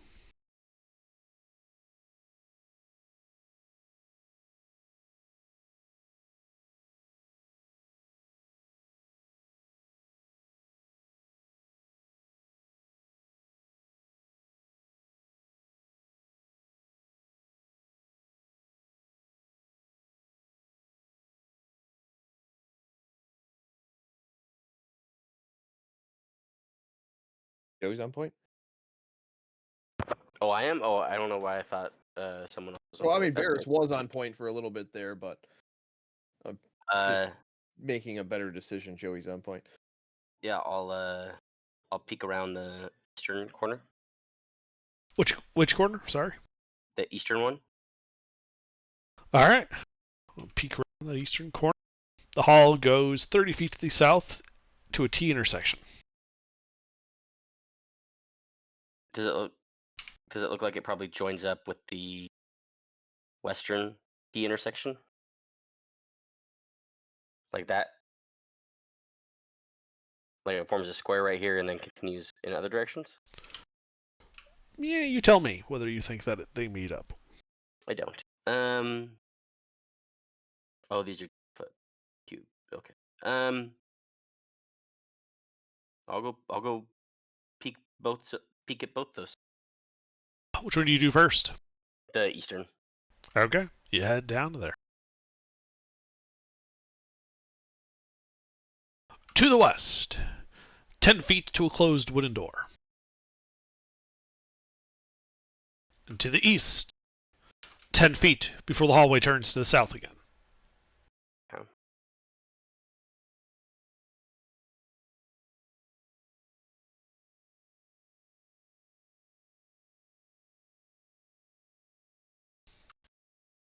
And then you're going to the western one to look?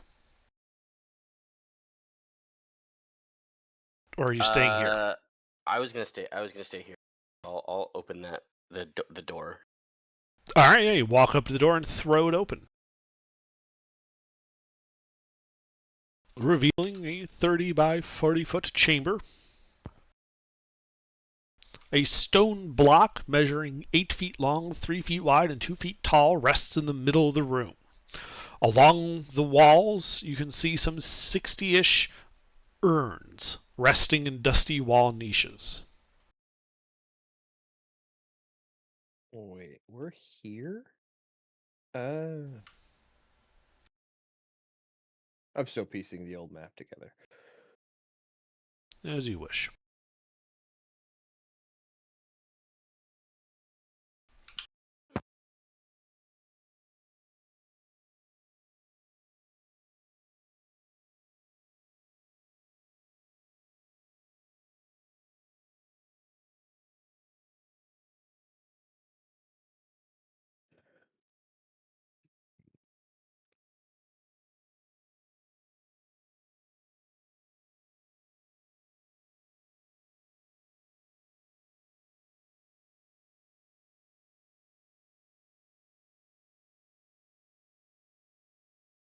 Well, let's go somewhere. Joey's on point. All right, Jerry, what you thinking? I think we should look in every single one of these urns. I just cast Fireball in the room and save us some time. Yeah, but that might burn up the contents. We gotta go Zelda style. Ritual And just cast. break There. open all these things. Pat's doing detect magic. Yep. All right, you do a detect magic ritual. That takes 10 minutes. Joey, are you breaking urns while he's doing this? No. Yes. No. Yes. Can't stop him. You're doing a ritual. All right, I level 1 cast detect magic. Fuck you. Okay, you burn a spell slot and quickly cast detect magic before Joey can break any urns. And as Joey's reaching for some urns, you realize that of the 60 urns, only one of them contains any magic. As you can see, an aura of evocation magic emanating from inside urn number 43. Can somebody refresh my memory? Amplification magic. Damage dealing. Can I go inspect that urn? Sure. You look at it, it appears to be a clay urn with a wax seal at the top, similar to all the others in the room. Or do you mean you want to check it for traps? Yeah, check it for traps, see if there's no like writing on any of them, nothing like that. No writing on them. Go ahead and give me an investigation check. Guidance. You want a hand?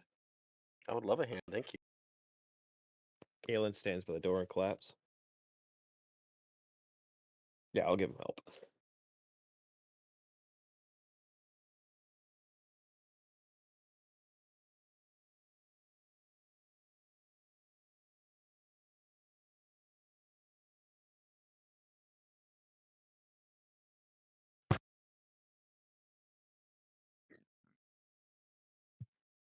Yeah, you check it over and you don't see any evidence of traps or mechanisms on the outside of the urn. You said it's sealed though? Yeah, it has a wax seal, like a wax plug. I take it out of his hands and I throw it at a wall, far away from us. Well, you can make a check if you want, because I'm not gonna let you do that. All right, well, then that would be contested athletics by Hat and either athletics or acrobatics by Joey. Oh, it's okay. I'm good. Now, if he resists, you just let him have it? I was partially kidding. Yes. If you Ah. resist, I let him have it. Okay. Yeah, I'll just pop that in my inventory and take it with us. Okay. We don't need another dragon in a small room situation. It's a bit of a bigger room. It's 30 by 40. Not that much bigger. I mean, once the dragon comes out, it gets a lot smaller. Yeah.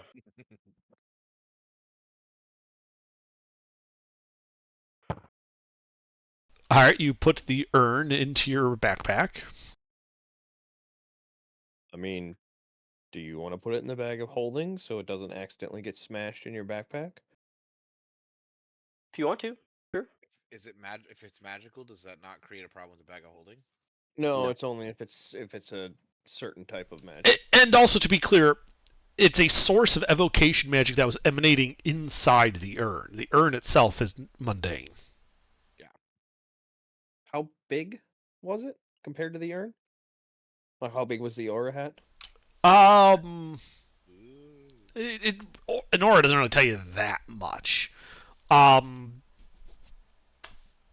bigger than a marble, smaller than a bread box. Okay. How big's the urn, in relative to a bread box? About a bread box. Okay. So it's like a gem or something. Has to be. Well, no, it could be the entire urn is filled. The aura you're seeing is about the size of the urn, but it doesn't tell you exactly how big the object is. Auras are a kind of like a rough thing. They're fuzzy. Same reason why you can use an aura to detect the presence of an invisible creature, but you're still at disadvantage to hit it because it's still just this indistinct mass in an area.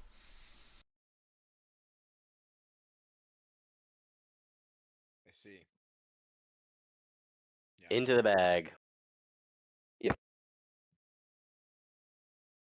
Evocation urn.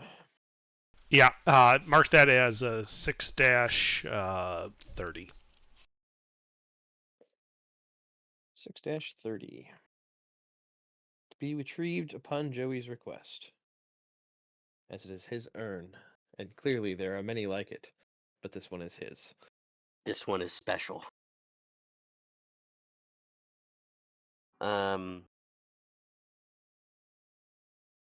Okay, yeah.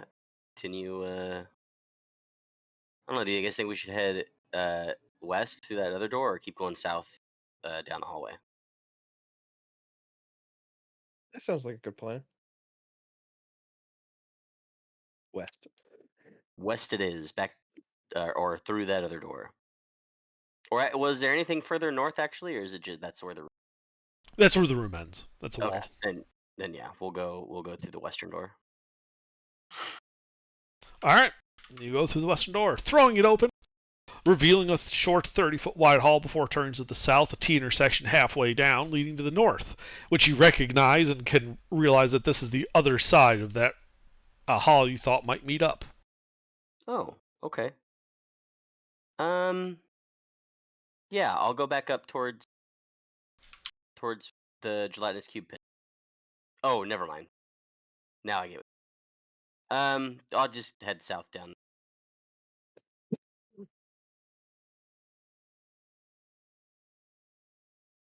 All right, you go to that southern corner. You can see the hall goes 30 feet to another T intersection.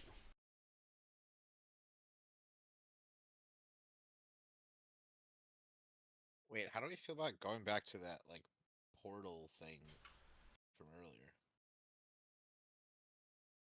To do what? I mean, I'm cool if there's a reason. I'm game. I wasn't there for that, so I don't really know what it was. I don't know. Maybe not. Never mind. We'll just keep doing this. Just bookmark it. Andre, I imagine that like things like that, like points on that, we put it on a map so we know exactly where to get where it is and how to get to it. Huh? Sorry, I don't follow what you're talking about. I was saying, like, like Nathan found, Varus found that portal from earlier. Okay. Does that go on like a map? Do we autofill that in? Do we know how to automatically get back to that place, or do We don't know automatically anything. It's fair. So I guess real question is, have you marked it on a map that you're making? Have I marked it? As Like, far do as, you? Yeah. Do you have a map that you're making? Does my character have a map, or did I mark it on the map within the map pieces that you've been sending me? Yes. That's a good question. Nothing is given. Yeah. Fair. Like I describe your current environment. If you guys want to keep historical records of what you've seen, that's up to you to do. As for remembering, if it's a place you guys have probably seen within the past couple of days, we can hand wave a lot of that navigation. Yeah. But if it's, been several long rests, no, you're going to have to tell me how you go, because memories fade, especially if you're not writing stuff down. Yeah, fair. Okay, sorry. Cool. Because otherwise we'd just be like, all right, we're done. Time to go back to the entrance. Yeah, that's fair. Right, and at this point, I would tell you, okay, well, how you get in there? I know how to get to the entrance from here. Yeah, just go ask that lady. The lady of the forest. The druid question mark? Yeah, Willow. Willow. We like Willow. I think Willow's Jake cool. has a crush on her. But yeah, we'll keep going to that down to that T intersection and then peek down both sides and see what's going on. I have in my notes Willow. Good, don't kill.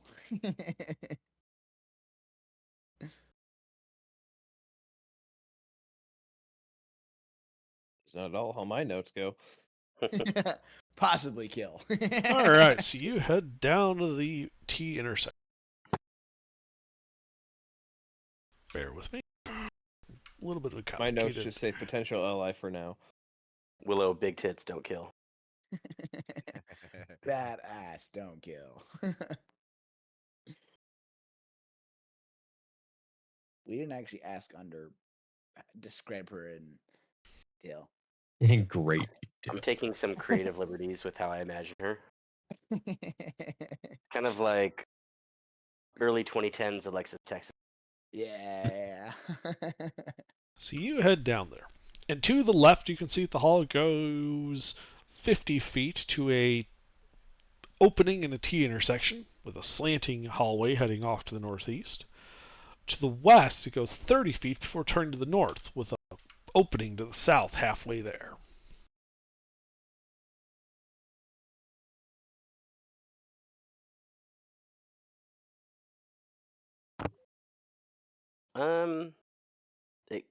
If I go to the west, it goes back north. The far west is turning to the north, yes. Are you walking over Oh. there to actually look? Yeah, I'll peek around where it goes south first. And if there's no danger visible, then I'll peek back up north area. Okay, so you go to the west, kind of peeking down there. You can see that it actually forms like a triangular intersection, which then heads to the south. 10, 20, 30, 40, 50, about 60 feet. Which is as far as your dark vision goes. Also, it continues on, but just don't see what it goes to. And then, you get over to the west, you look to the north, and you see the southern end of that lit room with sarcophagus. A sarcophagus. Well, here, let me give you a little. This is kind of what you would party- be able to recognize from memory. Right. Love sarcophagus.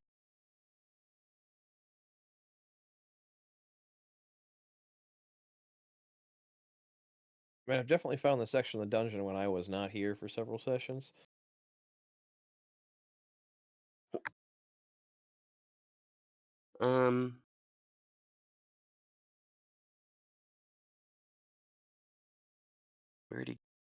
We already came from the area with those 3 circles. Yeah, that's the room. That's the lit up room with the sarcophagus. It And you goes guys north. It goes north to that pit. Did we already check the sarcophagus out? You guys looked at it, realized it didn't have any hands, and then decided to go check out the other hallway. Should we just head back to the sarcophagus and see what's going on there?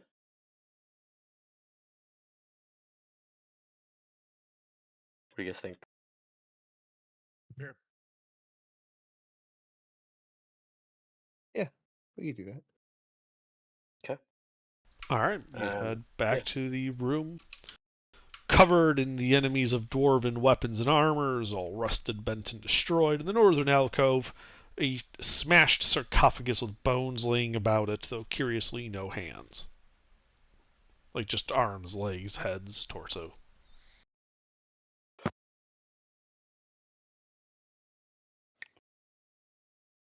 It's just arms, legs, torso, no hand.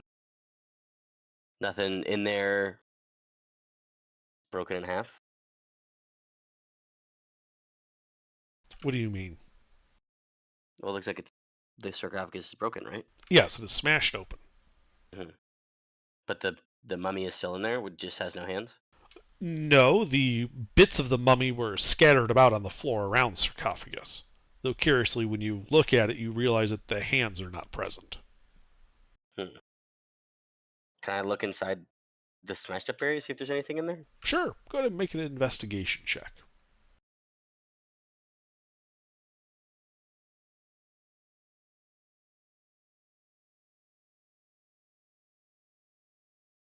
it's just more dust and bones.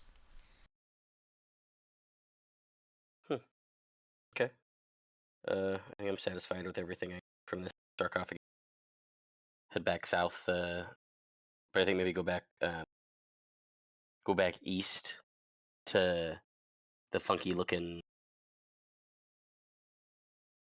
area we haven't explored yet, and check that out. Where are you going? Back down to where we just came from, and then Yeah. head back west to the area we haven't explored yet. You mean east? I'm sorry, east. Yes. Okay. So you're heading east. All right. So you approach, the intersection. You can see at the hall. Let me just update the map real quick. The hall heads 20 feet to the south before turning to the east, and heads to the northeast about 35 feet before turning to the north.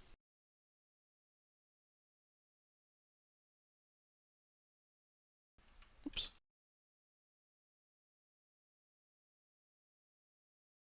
I would guess that the sections meet up, so going back south is probably, if I had to guess.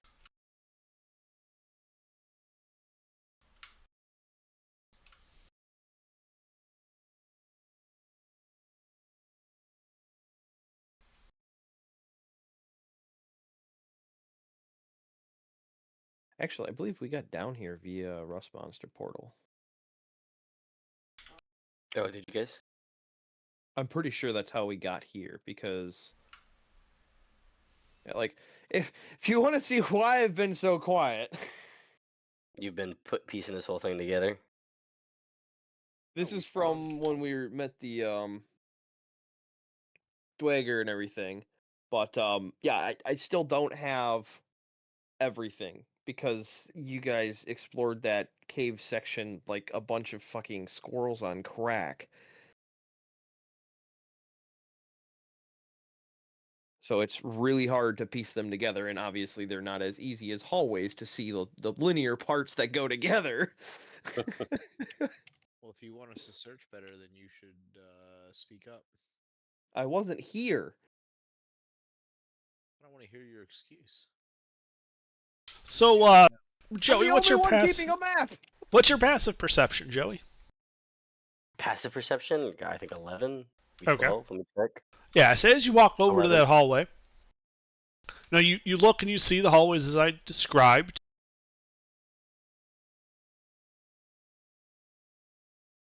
And does a 13 hit your armor class? No. All right. Yeah, as you know, all of a sudden, this old man wielding a great sword just swings and like overbalances a little bit and just misses you before turning around with a snarl on his face.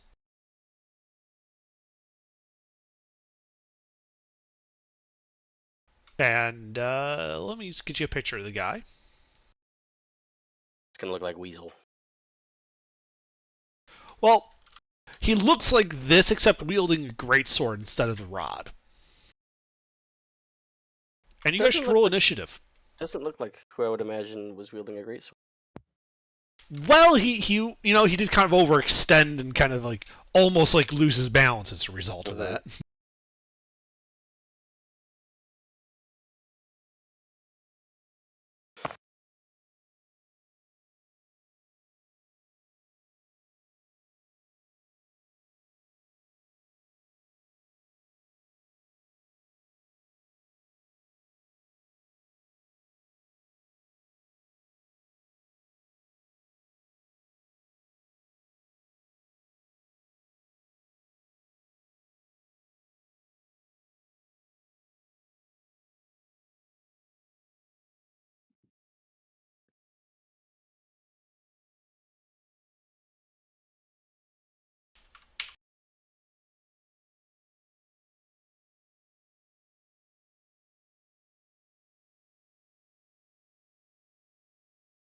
Okay, I think that's everyone.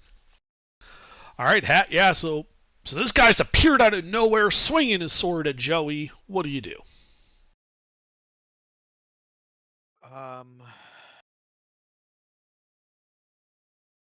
Let's go.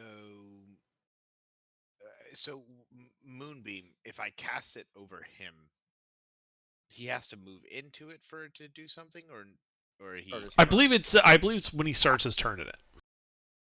All right. Or enters it. I think that's how you do the moonbeam. Hocus. Yeah, Hokey pokey. it wouldn't have just appear. Like if you were to put it somewhere and then shove him into it, then it would also trigger. Okay. Well, cast a level 3 Moonbeam right over top of him. Okay. Are you sure you want to put it right on top of him and not a little bit behind him? That way you don't hit Joey with it? A little bit behind him. Okay. Yes. And then bonus action, turn into a polar bear. All right. Yeah. You turn to a polar bear, filling the width of the hallway. Big bear. Big bear. Anything else? Nope, that's it. Okay. Varys. Yeah, I shoot. Roll to I hit. shoot. You hit twice. I shoot. Shoot. How far am I from this guy? That'd be Joey, probably about 10 feet.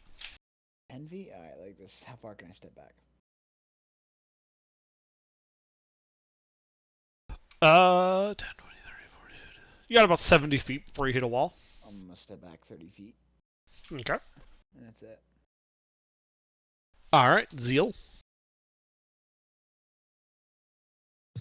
Let's get angry and start recklessly attacking, please. All right, yeah. So you step up next to Joey, not into the moonbeam. You start whacking at him. That misses. Oh, fun. That's it. Oh, okay. Joey. Yeah, I'm gonna pull out my. I'm just gonna attack this dude with my longsword twice. All right, roll to hit.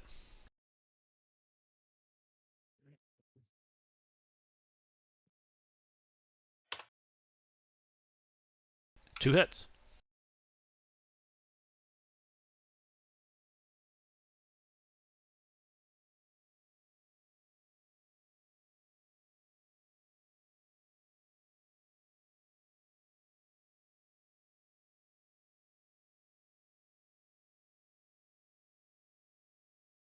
All right, yeah. You take a decent chunk out of him.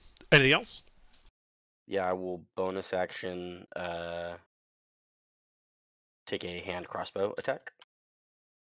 All right, roll to hit.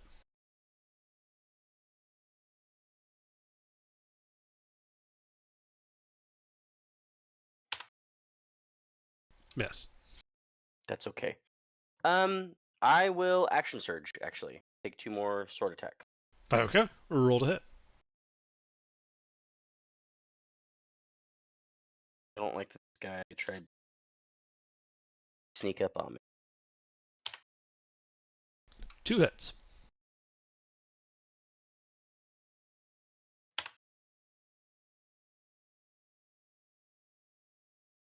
All right. Yeah, you heard him some more. Anything else? Nope. That's it. All right. At the start of his turn, I believe he has to make a con save.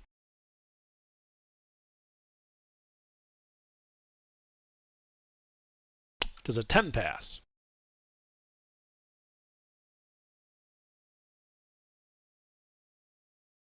Moonbeam? Jake. Hello? I'm sure it doesn't pass, but Yeah, but it was Hat who cast it, right? yeah. Hat, Jake. you here? Ah, there he is. Ah. Yeah, Hat, does a 10 pass your save? Okay. So, yeah, he takes all that damage, and also his shape changes as he reverts to his true form of this. Still holding a greatsword. You also notice that several of his wounds are slowly starting to close, like he's regenerating. You should roll that damage, Hat, for Moonbeam.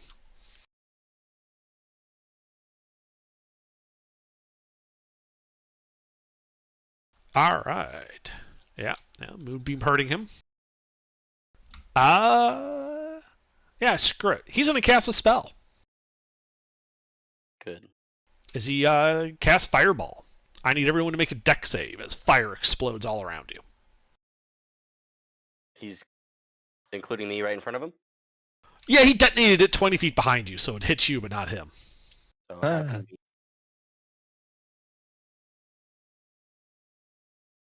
Oh shit. Dex.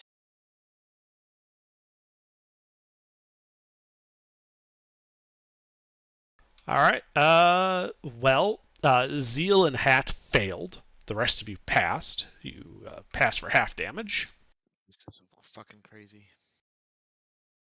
As you guys who failed take 35 points of fire damage. Oh, thank God I'm still a bear. 17 on half. 17? 17. And Hat, I need a concentration save on Moonbeam.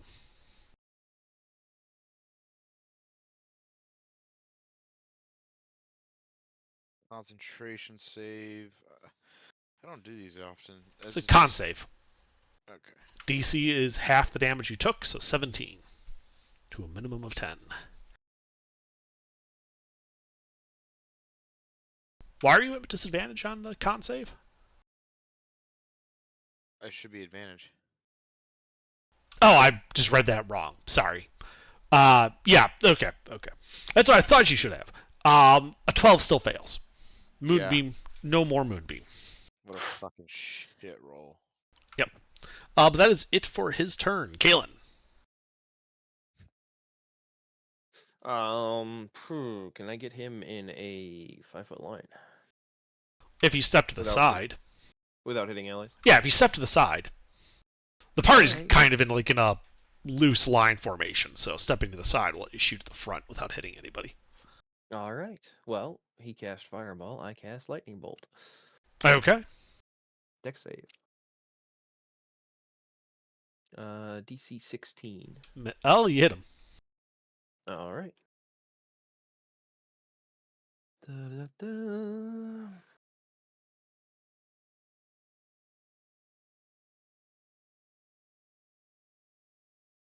Or whatever damage that is. Well, it does not appear to be particularly effective. Okay, no lightning damage. However, it is enough to bloody him. All right. Anything else? Nope. All right, Hat. Oh, wow, that sucked. Let me just do bear things and bear him. All right, yeah, you walk up and try to maul him.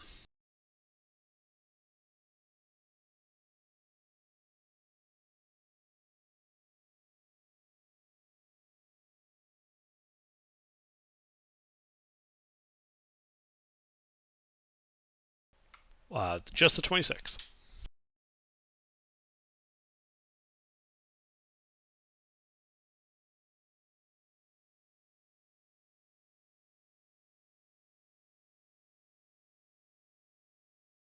All right, he's looking to be near death now.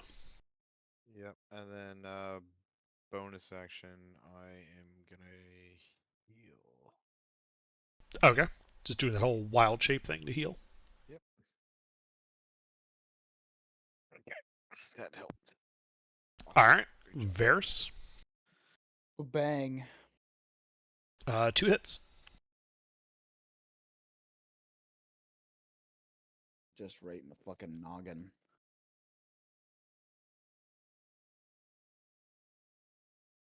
All right. Did it right in his fucking noggin. Yeah, you just put 2 arrows, just one through each eye, as he drops the gray sword and slumps to the ground, dead. What was he? Just like a gray toad-like creature. Oh. Who had apparently shapeshifted to look like an old man. But the moonbeam revealed his true form, and then you guys killed him. With my magical knowledge, would I know what kind of creature it is? Make an Arcana check. You want some help? Yep, and I am also going to guidance myself. I'm gonna hit a second wind. Okay, sure.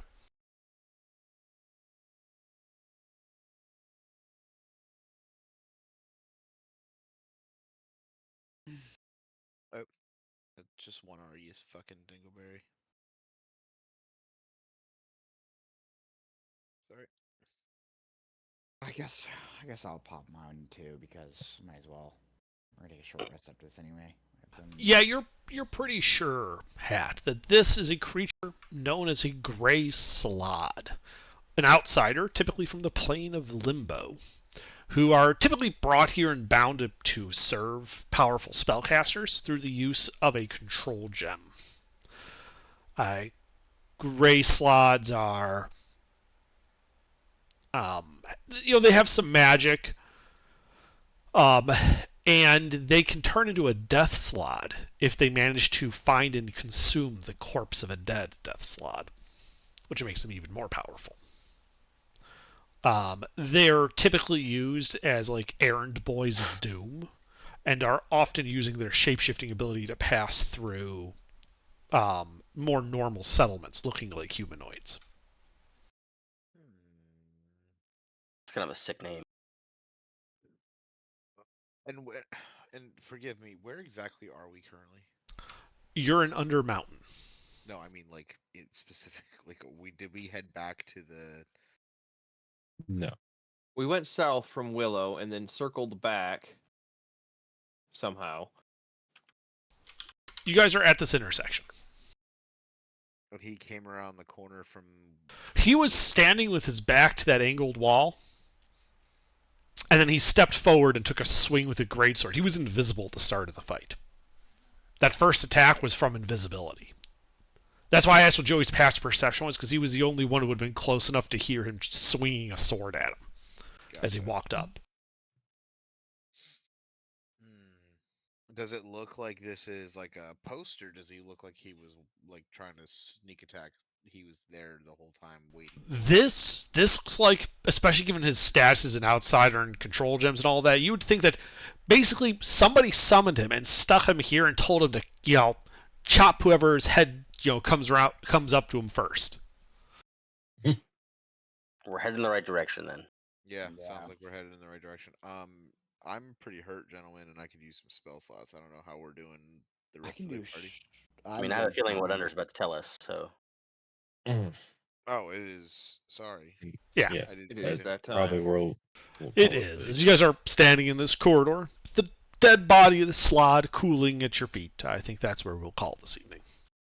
Sorry, I blacked out. I didn't even know, not blacked out, but I didn't even notice the time. No, blacked out might be appropriate. It's all good. All right.